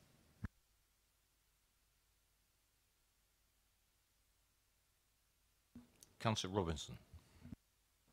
Thank you, Chair. I think, as far as from my point of view, the principle of this development is fine, but I've got serious reservations about the junctions, the access and the egress from it. At every point from the Winchester Road onto the Harrow Way, and as I said earlier, I've got serious concerns about taking lorries past the trade entrance down onto the roundabout and back again, and just exacerbating problems there. So whilst I agree with the principle of the development, I think we could get a much better solution from a traffic point of view. Councillor Court. Thank you, Chairman. I was actually going to second Councillor Leaks's proposal with his amendments, changes. I would I think I'd prefer to see a gated entrance for the evening. We do have a slightly different to Brighton Hill Park because McDonald's tends to be open all night. But if you go further down Pack Lane where we have the Dangrange car park, it's supposed to be locked up. It isn't always locked up, but at night we do get the boy racers going round and round screeching. So once this site being a totally different sort of site and everything shuts up at whatever time, overnight you could have that problem, and I think it would be a lot safer to have a gated access. And the opening times, I think subject to that, I'll second it. I also heard what Councillor Hussey was saying and about the issues with the traffic, and I believe it has been looked at and they're looking for a solution. And I can't see that we've got any support from the highways to actually refuse it. Thank you. I'd like to make a couple of comments, mainly about the retail. Now, I live in my ward. I have the Chinham District Centre, and I've also got a fairly recent now Lidl store. Now, nobody objected. It didn't even come to committee about the Lidl store and the Dunelm. Now, we've got the biggest Tesco's in the borough at Chinham Business Park. They didn't object. We have Marks and Spencer that came along a little bit later. And believe you me, there is no detrimental trade, if you want to put it that way, between the three. There are three different offerings, actually. Now, we occasionally go to Asda, but I know I can walk down an aisle in Asda and I'll see exactly the same things in exactly the same place every time I walk into Asda. I go into Lidl, apart from maybe the vegetable area, I see all kinds of different things every Thursday when they do their changeover and have their weekend specials. I experienced it, and I think Councillor Mrs. Court might have done the same. I lived in Belgium for 10 years, and those kind of stores are around everywhere. Lidl, they started in Germany, but they spread across Europe. The bigger stores didn't suffer. The big supermarkets are almost next door. So I go along with the retail assessment. I never heard of the percentages before, but the applicant, I think, termed the percentages in such a different contrast. It's a different scale to what the Tesco impact was going to be. I think that put the Aldi store in perfect perspective. I've had a word with the officers. The discussion about the gating off at least the Harrow Way access could be accommodated in a condition, and a consideration of reduction of whatever, an hour or so at night could also be accommodated. Are there any other comments? That's the end of my comment, but it's on the retail thing, and I think the Aldi would actually fit in to the demographic, if you will, of people who want to buy various different things. Are there any more comments for debate? Councillor Robinson, followed by Councillor Bow. Thank you. This matter of gating, I'm a little bit concerned that we could finish up with a situation where people are in there or have gone in there via the Winchester Road access and then have no way out other than to come out through an access which is not designed to be used as an exit. So if that was the option, the gating would need to be at both ends. Clearly that would be down to an operational management of that gate. I'm not sure that it would be possible to for them to do both. You know, I've already said that I think, you know, even one may not be reasonable, but I think, you know, we could probably do that. And you might have safety issues as well if you had the site completely closed off.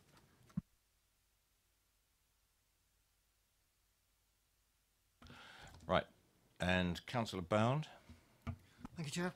I mean, I suppose after the site visit, my principal concerns were to do with the access, but I think now that I am happy with that, although Councillor Robinson did raise a very good point about lorries having to go up to the Broughton Hill roundabout and come back down again, which does disturb me a bit. but I think that Brighton Hill roundabout is something outside this application, and it's got to be looked at in the long term by the county. I don't really see that it's got that much to do with this application. I mean, I have a lot of sympathy with the objectors, particularly Mr. Vivian, but I am convinced by what Councillor Hussey said in terms of the retail, and I shall be voting for this application.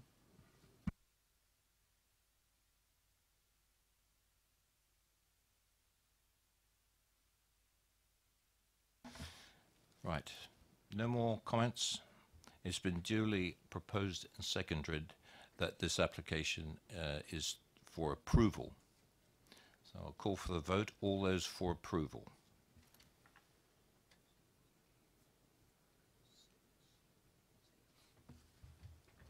All those against?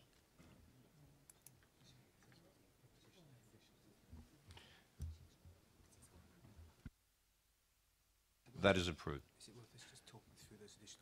And before we go any further, bearing in mind we've had some discussion about hours, we've had discussion about access after hours, I think we'll ask the officers to include along with the conditions, an informative for some further discussion with the applicant and the officers for some more detail.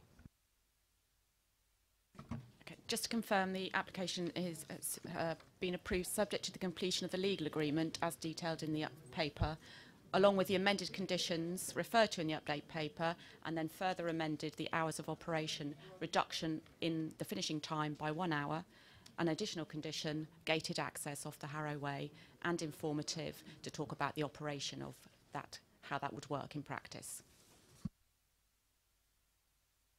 Thank you very much. Yes, Councillor McCoy. In your indulgence, I think there was agreement around the committee about our concerns about Brighton Hill Roundabout. Is there anything that we can do to put some note to the Highways Authority about our concerns?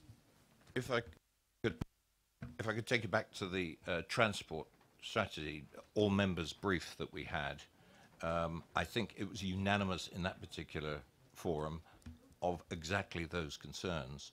And in fact, Mass was there. You hosted that, didn't you? Yes. If you want an officer's response to it, but it is my belief that we all recognise that the two elephants in the room, if you like, are the Brighton Hill roundabout and the Eastrock roundabout. And I think the argument being there were too many arms, that comment was made around the committee table, is applicable in both instances. I don't know if you want to add anything. I suppose just Chairman, to add on add to that, there's clearly been concern by members around the future of the Brighton Hill roundabout, and I think what we can take from today is we'll have further conversations with the County Council to reinforce that there are concerns about the impact of this development on that, but also a wider solution to Brighton Hill, looking at the various access points off. So I think it's been quite useful tonight to have that sort of steer from members that it's something which you're concerned about. So we'll certainly take that away and have those conversations with our colleagues at the County Council.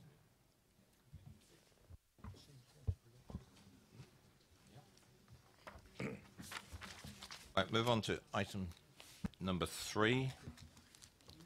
I can override you. I can override you. Officers. And could I have Mr. Chandler and Mr. Chandler and Mr. Parry to come forward, please. Perry. If you'd just like to sit there for a minute, we'll introduce the application. Thank you, Chair. Item 3 is an application at 15 West Street, Tadley. Application relates to 2 new dwellings, which has previously been approved, and on the last approval, there was a condition regarding visibility displays. This application seeks to vary that condition to allow amendment to those sightlines. Just one update for you.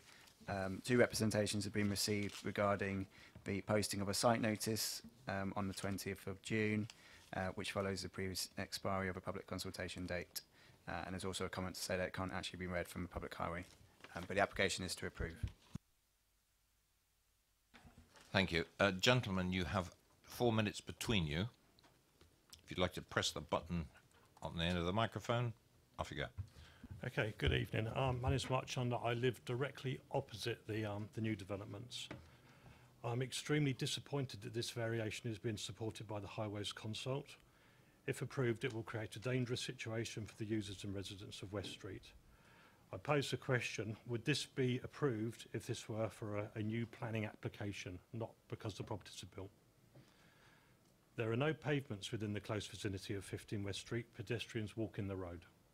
Within 500 yards of the property and with direct access from West Street is a small park with a child's play area.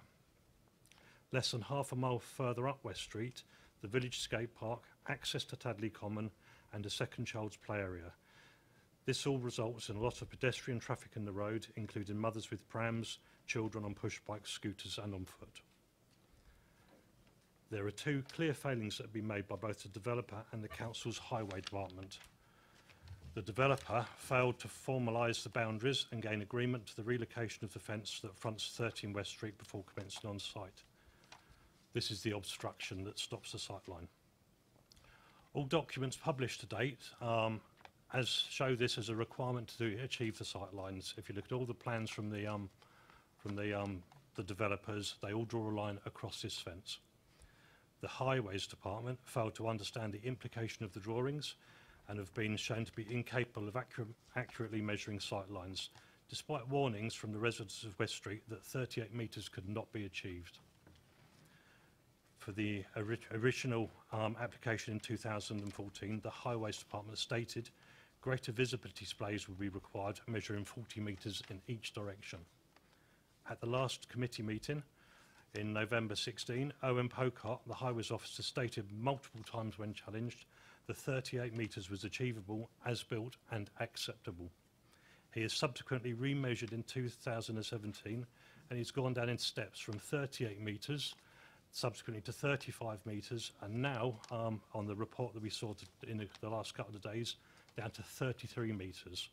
A massive difference looking east. And if we look in the eastward direction, nothing has changed on this application at all. There has been no change to fences or boundaries. The supporting email from the Housing Consult makes no mention of how relocating the entrance will affect the on-site parking. What it does is it compresses the turning circle. The documents from the Highway Department are contradictory for this development and should be disregarded as they have lost credibility.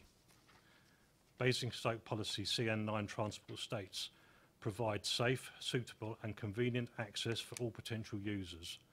This was damaged by moving the entrance down.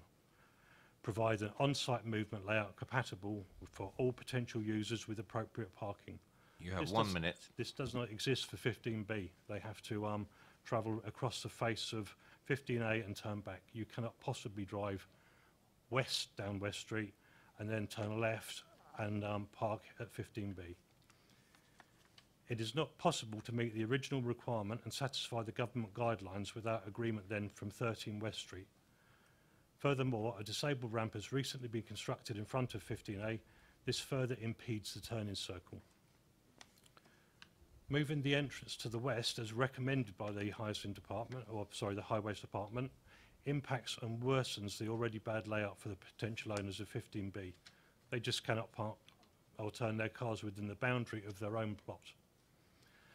17 separate complaints have been levied by directly affected neighbours concerned about road safety.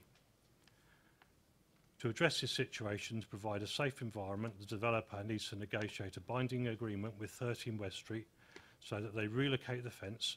This will then create the line of sight, or will remove the line of sight obstruction, and the developer Could you wind up, please? To revert to the original 2014 plan, with the entrance placed centrally between both new buildings. Thank you. Members, questions? Councillor Leakes.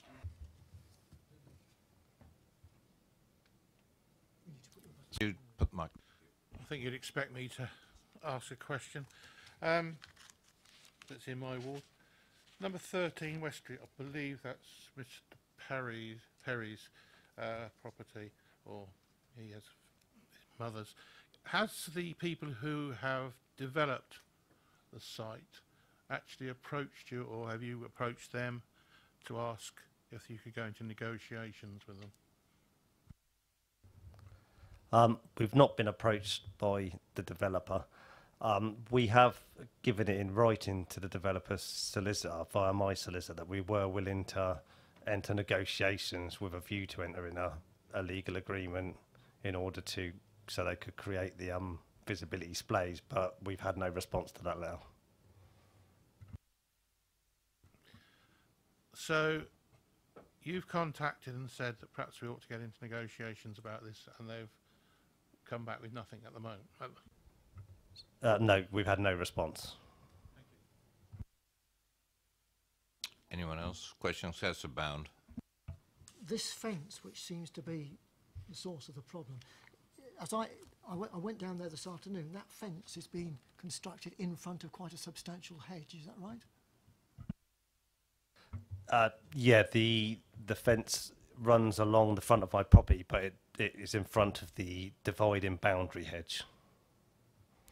There has been 2 inquiries from Hampshire County Council. The applicant has contacted them to try and force me to move the fence. The first inquiry was resolved that it doesn't encroach on any highway status land, and they resolved it. The applicant was not satisfied with that, so they then had a second inquiry, a more sort of, they went into a bit more detail, and again, we've now got it in writing from Hampshire County Council that the fence does not encroach any highway status land, and they have no reason to ask me to move it. Councillor Robinson. Thank you, Chair. From what you said earlier, are you of the opinion that the original visibility displays could be achieved if the applicants are willing to negotiate with the neighbours? Yes. Through negotiation, visibility displays of 40 metres in both directions could be achieved. Any more questions? Thank you, gentlemen.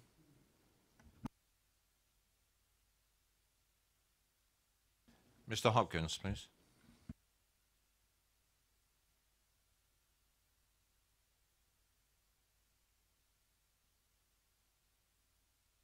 Mr. Hopkins, you have 4 minutes. Thank you, Chair. Thank you, councillors. Councillors, I find it deplorable that I find ourselves in front of this committee having to defend ourselves for actions that we are being held accountable for and yet have not created. In 2014, we submitted an application for 15 West Street. This stated that we could achieve sightlines of 38 metres approximately.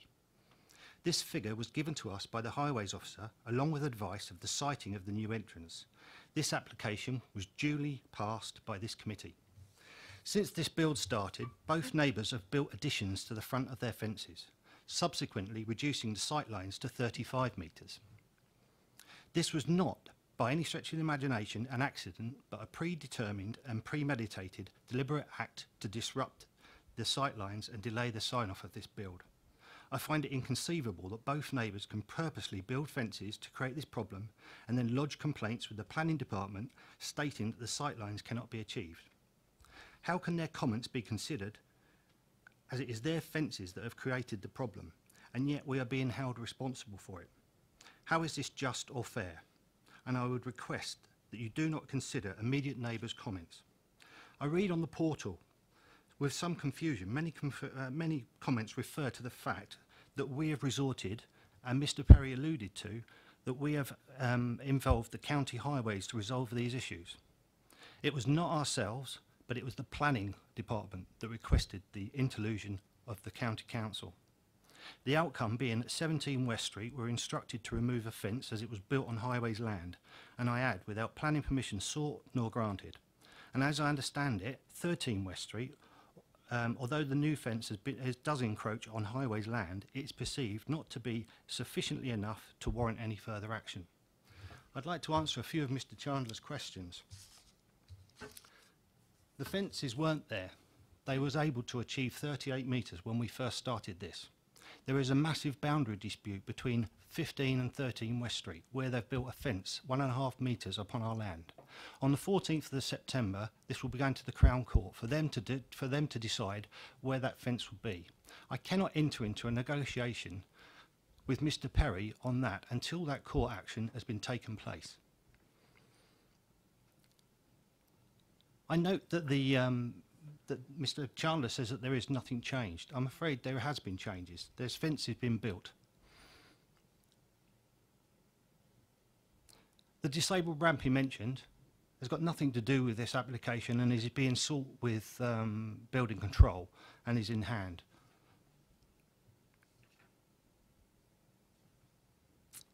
And I'm open for your questions.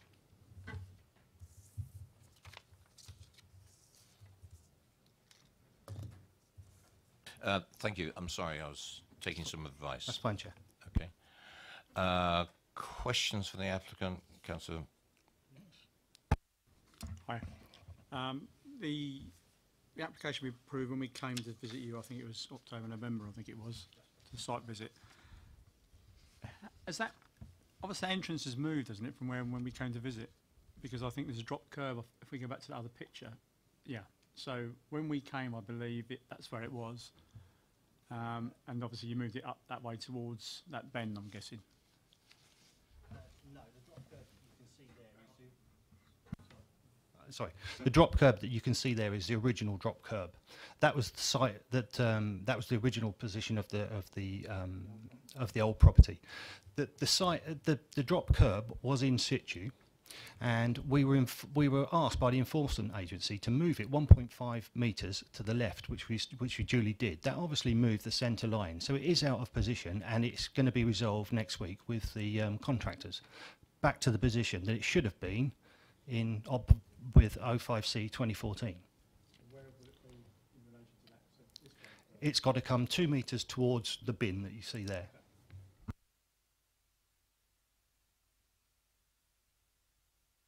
Councillor Leeks. I'll have to ask you this question, but it's really to answer Councillor Westbrook's. When we attended that day, we went in at a lower level towards going up the hill, and I couldn't go in because obviously the bricks were still, and we were told that the new entrance would be down a bit further. That's correct, isn't it? You weren't. The entrance that you came in then, Councillor Leeks, was the old entrance, so it wouldn't have been built up. It's now subsequently built up, and you can see the tarmac on the existing drive, but that does need to move 2 metres to the left. I'll come back to you in a minute. Councillor Robinson. Thank you, Chair. You said that fences have been deliberately put up to impede the visibility space. Whose land are those fences on? The fence that was built to 17 West Street was built on Highways land, and it has subsequently been ordered to be removed, which it subsequently has done. 13 West Street built a fence in November 2015, and on numerous occasions of asking for that to be removed, it's not been removed. Subsequently, as I say, we go to court on the 14th of September to determine the boundary line. But the front fence wasn't there in 2015, that's subsequently been added. Apologise, 2014 when the initial application went through. Any more questions from the applicant? Councillor Bound.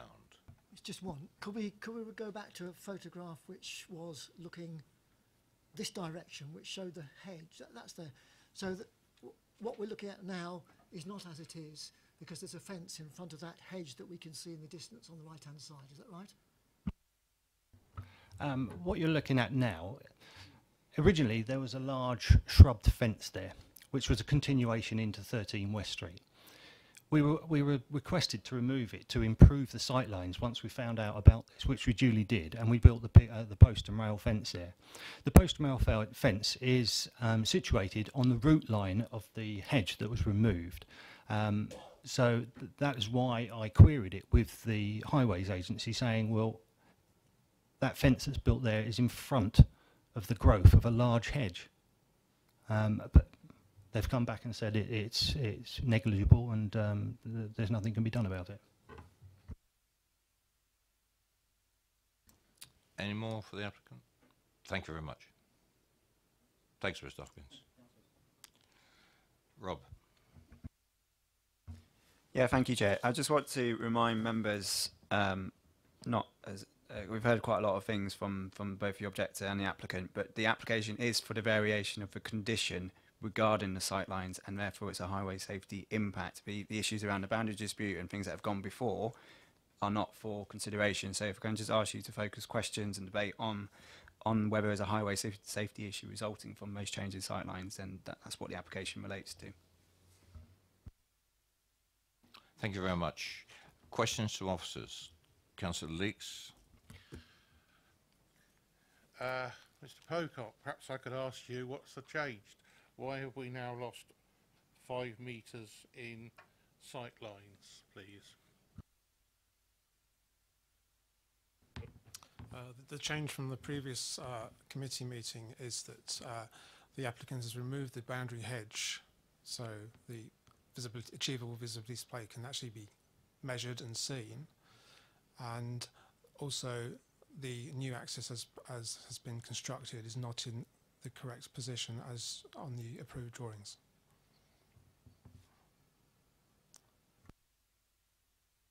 So we could get 33 metres, is that what you're saying now? The application of the variation was a 35-metre display in both directions. When this was measured on site, from the centre line of the current access, it's 38 in one direction and 33 in the other. So by relocating the access to where it should have been, it would increase the 33 to 35, and in the other direction it would remain at 35. Also in the other direction towards number 17, the fence panel was shown on the drawing as originally submitted. Obviously that fence panel has now been removed, which improves the sightline in that direction too.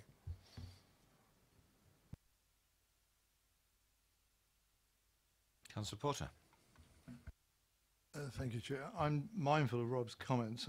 See if I can stick to the brief, really. But can I just ask a number of questions? I mean, in regard to sightlines, it presumably isn't a condition relating to a sightline when somebody's making an application of this sort that applicant has to be the owner of the land over which the sightline is provided. I mean, by definition, in many cases, obviously, it goes beyond the boundary of the site in question.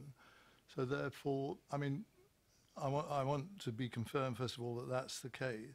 Secondly, if there is an agreed and safe sightline with splay that's part of the approval that's given, if that subsequently is interfered with by the action of others, and that can happen in a number of situations, by the building, the creation of something that interferes with the sightline, who is the enforcing agent that actually can do something about that? Because, you know, this must happen from time to time where a safe sightline is interfered with by some third party. I just want to know what the law says about that. And the third point I just wanted to get at, in terms of what the highway provision is, we've heard, I think, that this has progressively come down from what was deemed originally to be the best type of design that would apply in these circumstances. Is 33, which now seems to be, I think, being mooted, a safe sight line or not in these circumstances?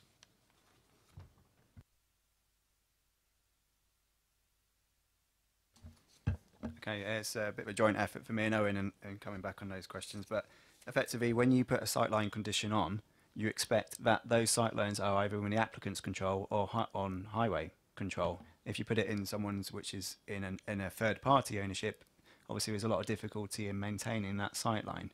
It becomes an ultra vires condition in that respect, and that it was never really achievable and therefore enforceable. So we've got sightlines here. We remind you that the report and the conditions that go with the report state that the original access as approved needs to be put in place prior to occupation. So the 33 metres, which is being talked about, actually what the original consent would achieve would be 35.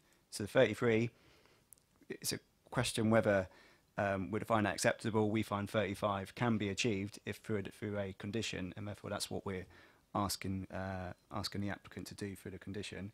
And kind of what your question about the enforceable, who enforces if you can't achieve a visibility display, well, it kind of goes back to what we were saying about the visibility display should be in the applicant's ownership or the highway ownership, and that's secured by condition, so it's enforceable by local authority to ensure that that condition is complied with in the future.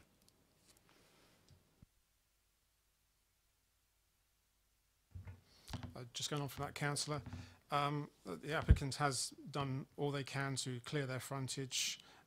They've revised display along the new fence line. All the hedge that was along the frontage is gone, so they've done all they can along their frontage to improve visibility. By relocating the access, that will also improve the visibility in the direction where it's deficient presently. As regards what's safe, we always look for an ideal figure. Then there's also, we've got to consider what's achievable and what's pragmatic. I can add the comfort that with this, we're measuring 33 or 33 metres, 35 metres to the curb line. Traffic is not actually travelling at the curb line, they were actually in the carriageway, so if you allow for another half metre separation from the curb line, that you can probably add on another couple of metres to that distance. Also, I mean, this is not something we would never design to, but an emergency stop at 30 miles per hour requirement would be 23 metres. We're way above that.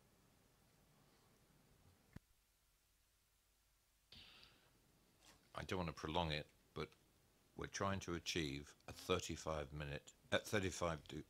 metre display line, subject to conditions on here, and that's deemed acceptable by the Highways Authority.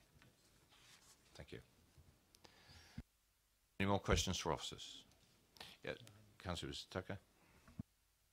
Sorry, I'm being incredibly thick. How can it have been important to have had it at one length previously, and now it's okay with a shorter? It doesn't make sense to me.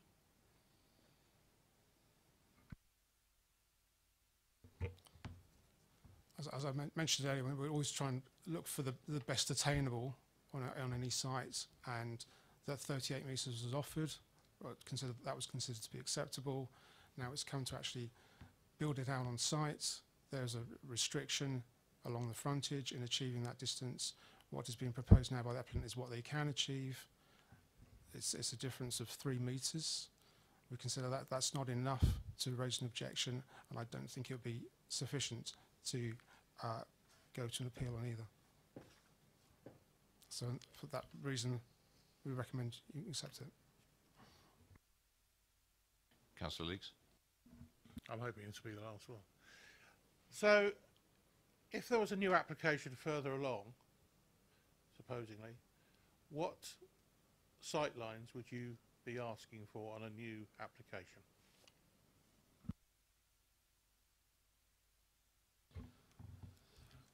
It would depend on the application and how many units they were proposing, or whether they had an existing access or proposing a new access. And it depends on the curvature of the road and other matters as well. I mean, all I can give you is the starting point, say, would be Manual for Streets, which says for a 30 miles per hour road is 43 metres, which includes the length of the bonnet on top of the original 41.5. But then we can also take into account if the applicant provides a speed survey, and then they can calculate the required distances based on that speed survey. Quite likely that if a road speed is less, then that's the distance required would come down and be less. I can't be more specific than that, really, Councillor. No more questions? Debate? Councillor Leeks? Chairman, I think the highways gentleman just said, or somebody said, you've got to allow us also for the bonnet to come out on the car onto the road, which these days a lot of bonnets are quite long. I know some are smaller, some have got smart cars, some have got Jags.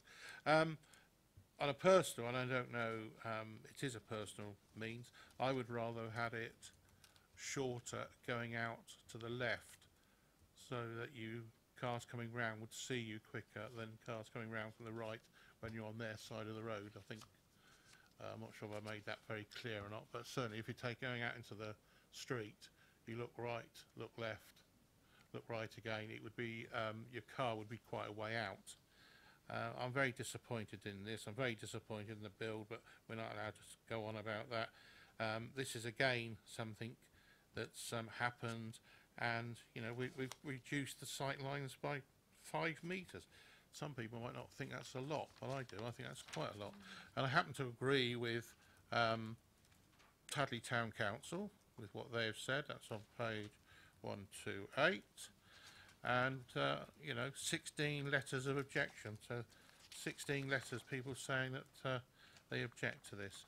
We are in a terrible situation with this. We've got 2 houses that are being built and we're not moving any further forward.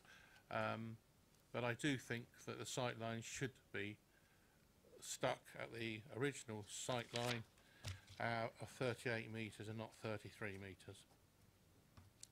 Might have something else to say later. Councillor Bowen. Thank you, Chair. I think I went down West Street this afternoon just to look at the site again. I mean, the whole of West Street is a problem in terms of sight lines, it seems to me. And in fact, from what I could see, the sight lines which are going to be, the visibility displays here are actually a jolly sight better than most of the sight lines down West Street as they are. There's some dreadful situations down there. I don't think the traffic down there travels at great speed purely because of the condition of the road. If you come down from the north end, down past the parks, bends all over the place, you can't travel very fast down there unless you're a lunatic. And although we've got some lunatics in Tadley, it's not the general situation. And although I believe that it strikes me that the builders should get themselves another tape measure from all the problems we've had with this site. But however, I think now we have got to a position where we seem to have achieved 35 metres in both directions. I know 33 metres is being talked about, but if they move the access, 35 can be obtained in both directions. Highways are satisfied with that, and so therefore I'm happy with that, and I would move the recommendation. Councillor Westbrook.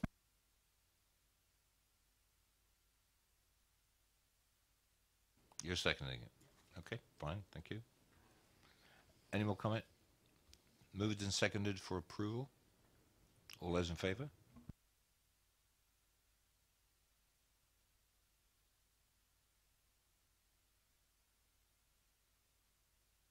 Thank you. Any against? Chairman, I'd like it noted because when there's an accident, or if there's an accident, I'd like it to be written down that I objected to this for that reason. Thank you. Noted. Thank you. Application is approved. So item number 3 is approved, subject to the conditions outlined on 136 and beyond. Thanks.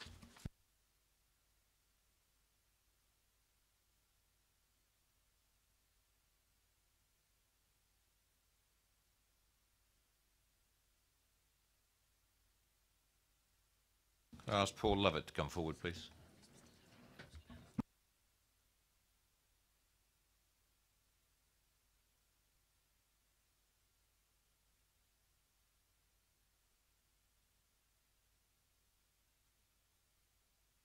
Shall I just sit there, Mr. Lovett? We'll introduce this. Members, what I intend to do with this, and I've discussed this with officers,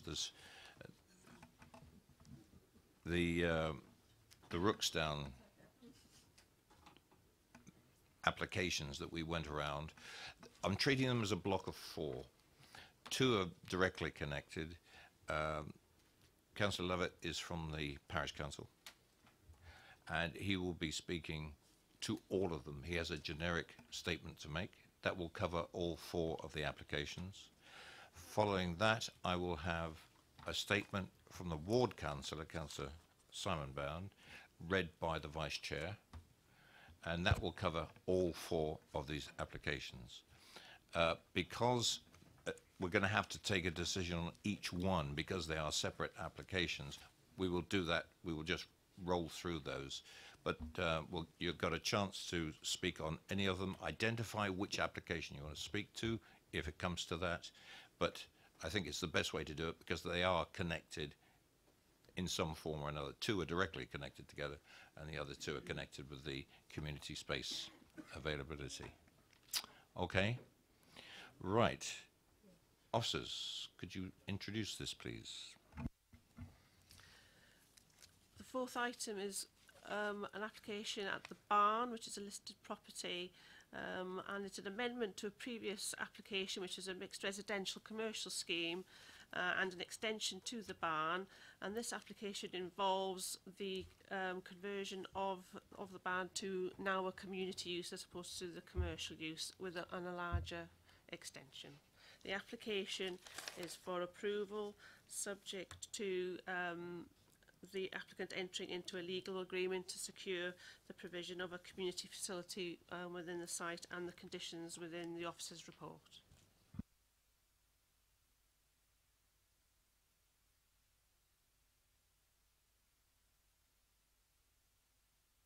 So item number 5 is the listed building element of the same proposals at the barn, and the application is for approval but with no legal agreement necessary, just approval subject to conditions. Item number 6 is at the main hall at Park Pruitt. The application is for the replacement of the previously approved community floor space with 9 additional flats, and the application is recommended for approval subject to the necessary legal agreement to secure that the community facility that was to be provided at the main hall is now to be provided at area JNS and the barn site. And then item number 7 is the last of the interlinked applications, which is area JNS, which is a variation of a condition of a previous mixed-use consent to replace 2 retail units which were previously approved with one community floor space unit. The recommendation is again for the provision of for the applicant to enter into a legal agreement to secure the community facility at the site, subject to the conditions within the officer's report. Thank you. I think it's fairly straightforward. Councillor Lovett, you have 4 minutes. Thank you, Chair. Rooksdown Parish Council are very pleased to support the applications for the change of use of the old barn, the hall and the retail units. Rooksdown Parish Council believes that the proposed applications are the best thing for the community and make the best use of all of those buildings. It will allow the Parish Council, along with the Community Association, to deliver much needed additional community services. By making the old barn into a community facility, it will ensure it can be enjoyed by everyone in the community for many years to come. The current planning permission for the old barn is for office type use, and up until now no business has been keen to move in. This has meant it has remained derelict and an eyesore for the community. This is also a case for the 2 retail units. They've been built about a year now, and there's been no interest in those retail units, and we already have an empty retail unit within the other block of shops that has never been occupied since its construction. By making these community spaces, it would ensure that they're not empty and they're used for everyone in the community. By swapping the allocation of the Old Hall community space to the barn and retail units, it will allow us to have much more flexible options in what we provide to the community as a service. We're looking at providers to provide us with the free childcare places, the 30 hours funded places for the government in the old barn, but at the same time we'll be able to offer services within the retail units, such as drop-in clinics, CV writing, mothers and toddlers groups, and just support for our local community. We wouldn't be able to do this if we were limited to the one space in the Old Hall. Our current community centre is running at 100% capacity and has been since day one. We are desperate for more space, and this option gives us the greatest flexibility. Rooksdown Parish Council are very sensitive to the fact that the old barn is very close to residential properties. We will be working with the community association who run the current community centre to make sure that appropriate activities are scheduled at appropriate times, i.e. keeping the noise down, making sure that any parties or bookings are kept to the existing community centre rather than put into the old barn, which is near residential. The old barn will be limited to things like scout groups and maybe some exercise classes that... You have 1 minute. Some exercise classes that would finish at a reasonable time. That's all I have to say. Thank you. Thank you. Members, any questions to the Parish Councillor? No? Thank you very much. Councillor Robinson, I think you've got a statement to read. Thank you, Chair. Statements from Simon Bound, the Ward Councillor. Dear committee members, I would like to explain the years of hard work that have been put in to achieve the proposals that are presented in these planning applications by Rooksdown Community Association, Rooksdown Parish Council and Karen Cherritt, my predecessor. Establishing a new community from scratch is not easy, and much work has been invested in creating a vision for a vibrant, supportive and safe community in Rooksdown. The community seemed to wait ages for the community centre to be delivered, which instantly became full to bursting, and nearly from this point, some 5 years ago, discussions with the developer started regarding extra community space.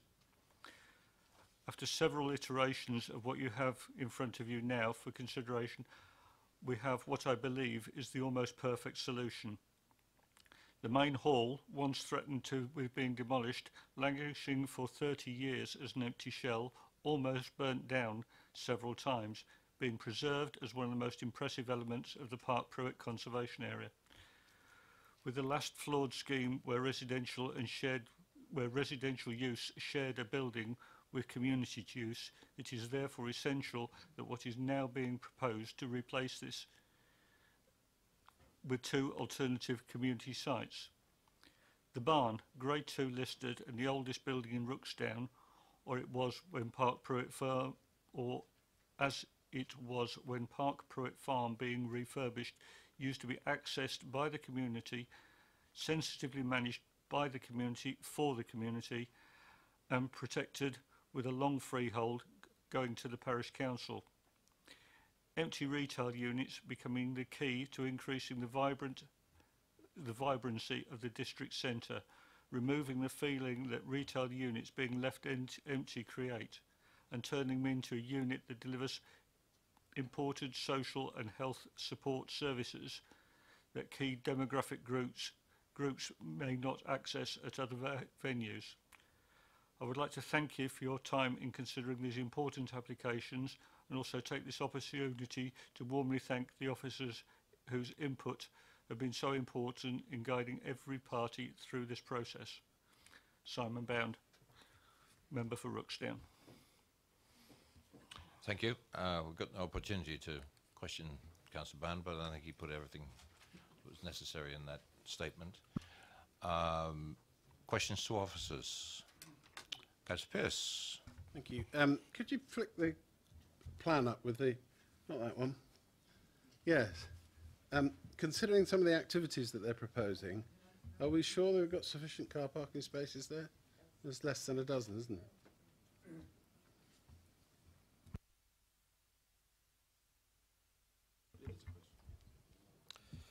there? I can't be sure, Councillor, because there isn't a standard, but it's what the designer is proposing, and it's what our community services people think is appropriate. Sorry, Chair. I mean, I'd hate to say that's not an acceptable answer, but it isn't. I mean, clearly, the size of that building will require more car parking than that, and there isn't any provision for it.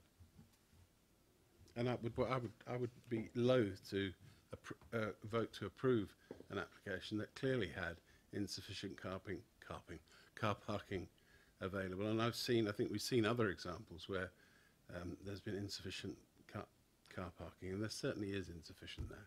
So unless that can be changed, I'm voting against it.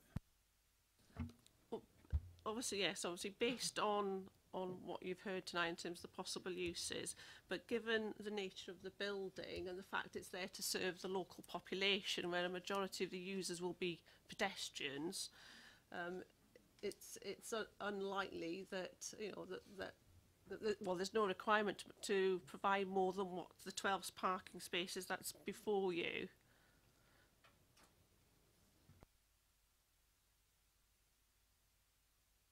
Any more questions?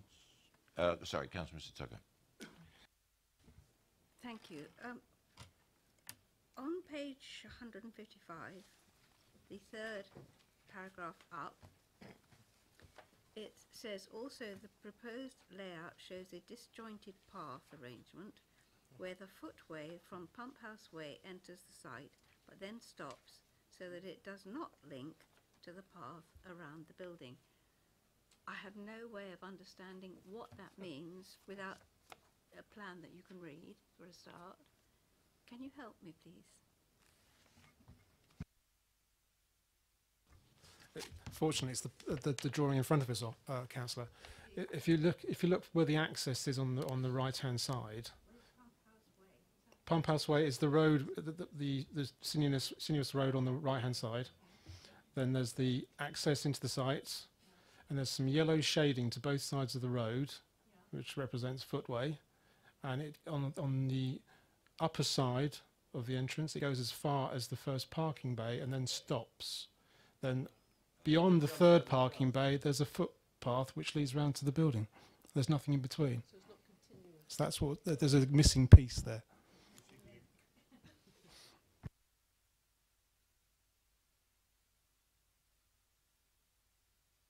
And as everybody will be walking there, what we hear, because it'll be local people, do we need a bit of footpath there, or is that adequate? I think it would be beneficial to have the footway there. I mean, we've got parents pushing prams, people in wheelchairs, people less ambulant who would appreciate being on a level surface throughout. Councillor McCormick. Are there any measures in that plan to prevent the footways being parked on, given that they're insufficient parking spaces? If I can help members, condition 9 on page 158 refers to, because there is sufficient room within the site to accommodate all these sort of outstanding sort of issues, and condition 9 is there to address areas where further details are required. But in essence, there's room to provide any extra parking, loading of footpaths, disabled parking bays, so say pedestrian access points. So that condition there is to ensure that a suitable scheme comes forward in the future to ensure that all those issues are resolved.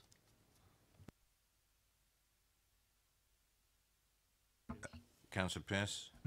No, it's just a technical matter really, but isn't it about time we start saying, rather than a disabled bay, because there's nothing wrong with the bay, we should be saying an accessible bay.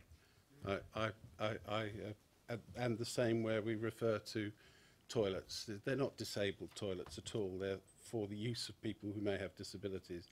They are accessible toilets, and I think that should be a point that is changed in all of these documents. Yes, point noted, and I will relay that to appropriate people.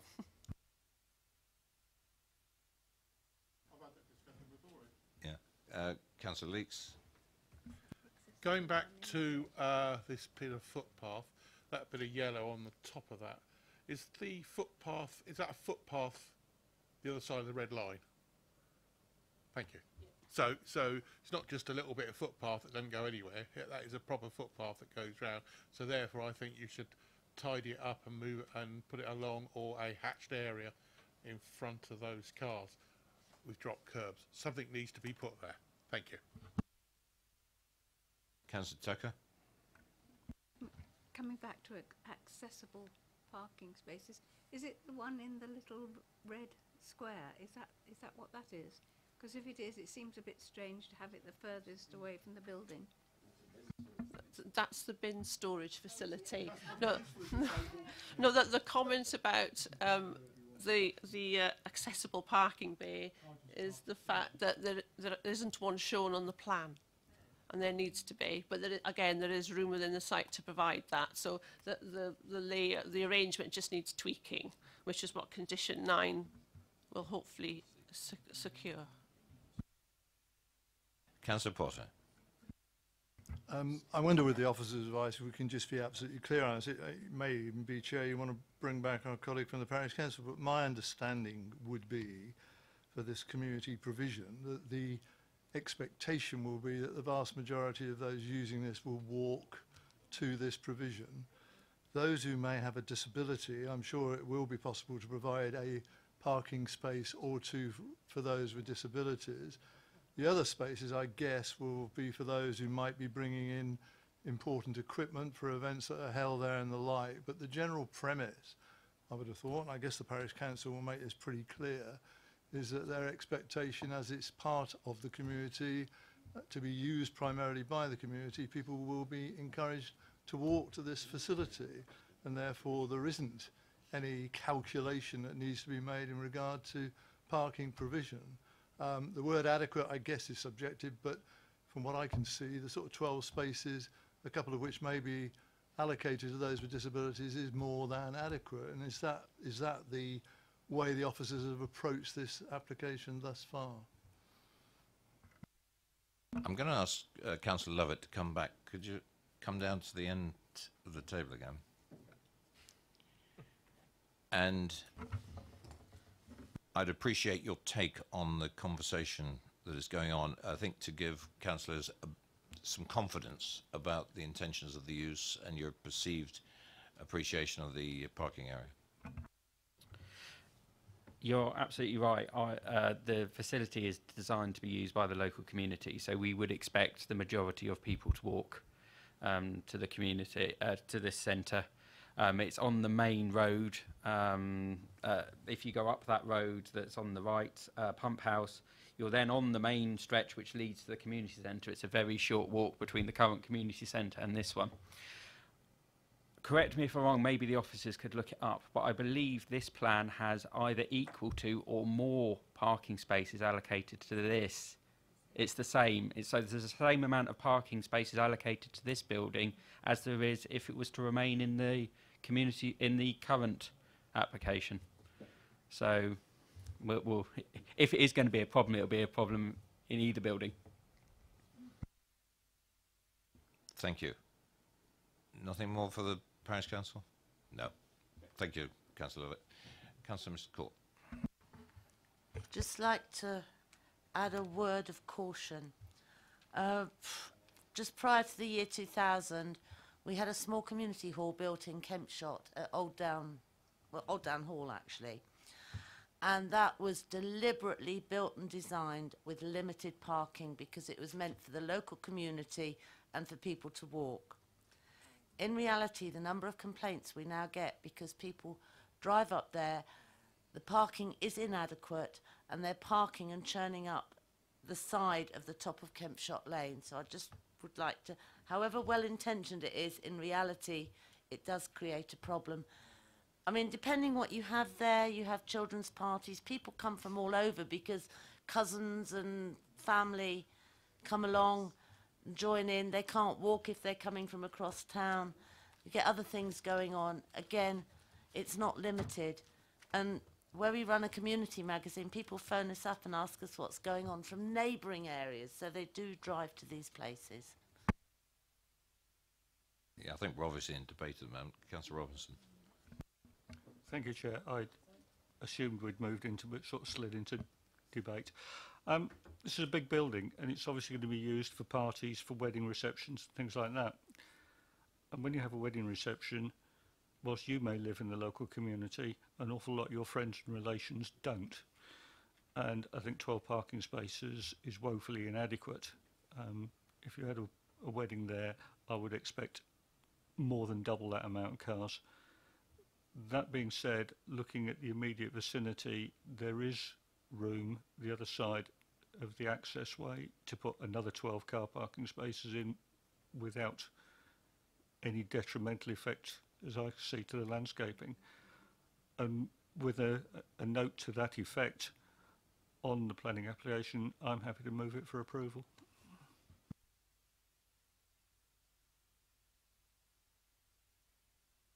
Officers, comment on that, please. The only issue with providing further parking spaces to the south would be that there's the closeness and the impact on the trees and their roots. So you may, and obviously the tree officer has only seen the layout as is and raised no issues. The applicant submitted an arboricultural impact assessment, and based on the current layout, it was deemed acceptable and satisfactory. So obviously further changes to the parking layout will require further comment.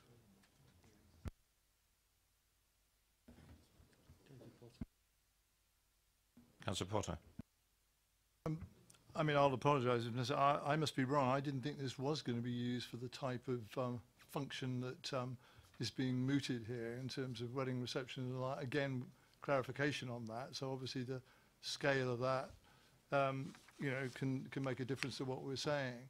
But when it comes full circle, I mean, I can't design this. I don't know what we're talking about in terms of adequate car parking spaces. There is never adequate car parking space provision in any of these things, really, and I don't know how far we want to go on this. I mean, I know what Councillor Court is saying, but, you know, does this lead us through to saying we should reject this application unless X number of car parking spaces are going to be provided? I don't know what calculation that's based on.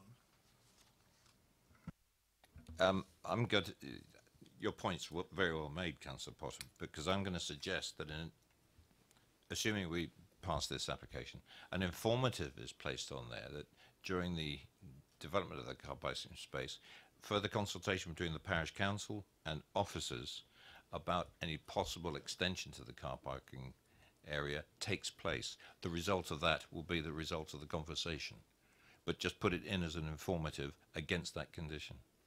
That's my suggestion. And at least our concerns that we've passed around the table here will be addressed in some form without putting the stipulation of a certain number of car parking spaces, because that's indeterminate. I quite agree. Councillor Mrs. Court. I don't know if it helps, and I'm not quite sure about the construction, but a suggestion may be something like grasscrete, which is not quite as permanent. I don't know. Looks greener. Yeah, I don't think we could really debate and come up with the suggestions around the table at the moment. That's why I'm suggesting the informative, to have some offline conversation about alternatives if the community deems it necessary. And at least we put our marker down as far as that is concerned. Would that satisfy the committee? Yeah. Okay. Any more debate? Councillor Robinson. Thank you, Chair. I accept what the officer said about the trees. Just looking very, very loosely at the plan, if the parking spaces that are provided were moved to the north-west, in other words, tight against the building, you could then put at least another 8 parking spaces the other side of that car park where the access road is now. So I'm sure within this plan, there is room to get some more parking spaces in there. So, as I said, I do propose it, and I think it's been seconded. That's exactly what the point of the informative, that we have that included in there, without being too specific. Been moved and seconded. Now, the way we're going to have to do this procedurally is we're going to have to go through each one of those applications. If there's no other comment from members, either in debate or officers, I'm going to propose the following.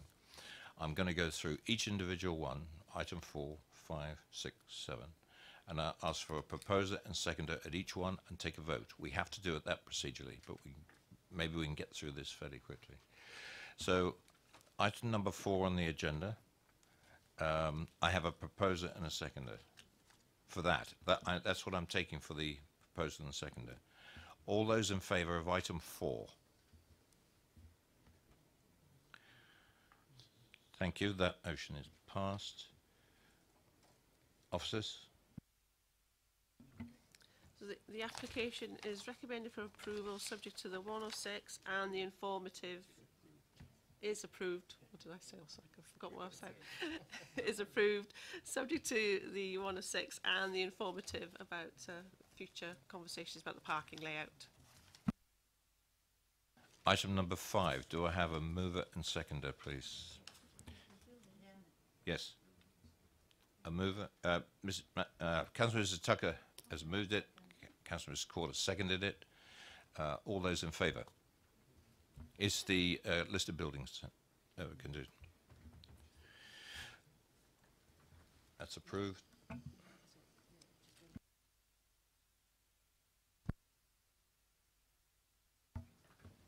Is approved subject to, which I did mention earlier, about tweaking some of the conditions on the order paper and adding on an additional structural details condition. Thank you. Item 6 is the main hall, Park Pruitt, replacement of the approved community floor space with 9 additional apartments. Can I have a mover? Councillor McCormick to move that. Councillor Robinson will second. All those in favour? That is approved. Officers? Is approved subject to completion of a legal agreement.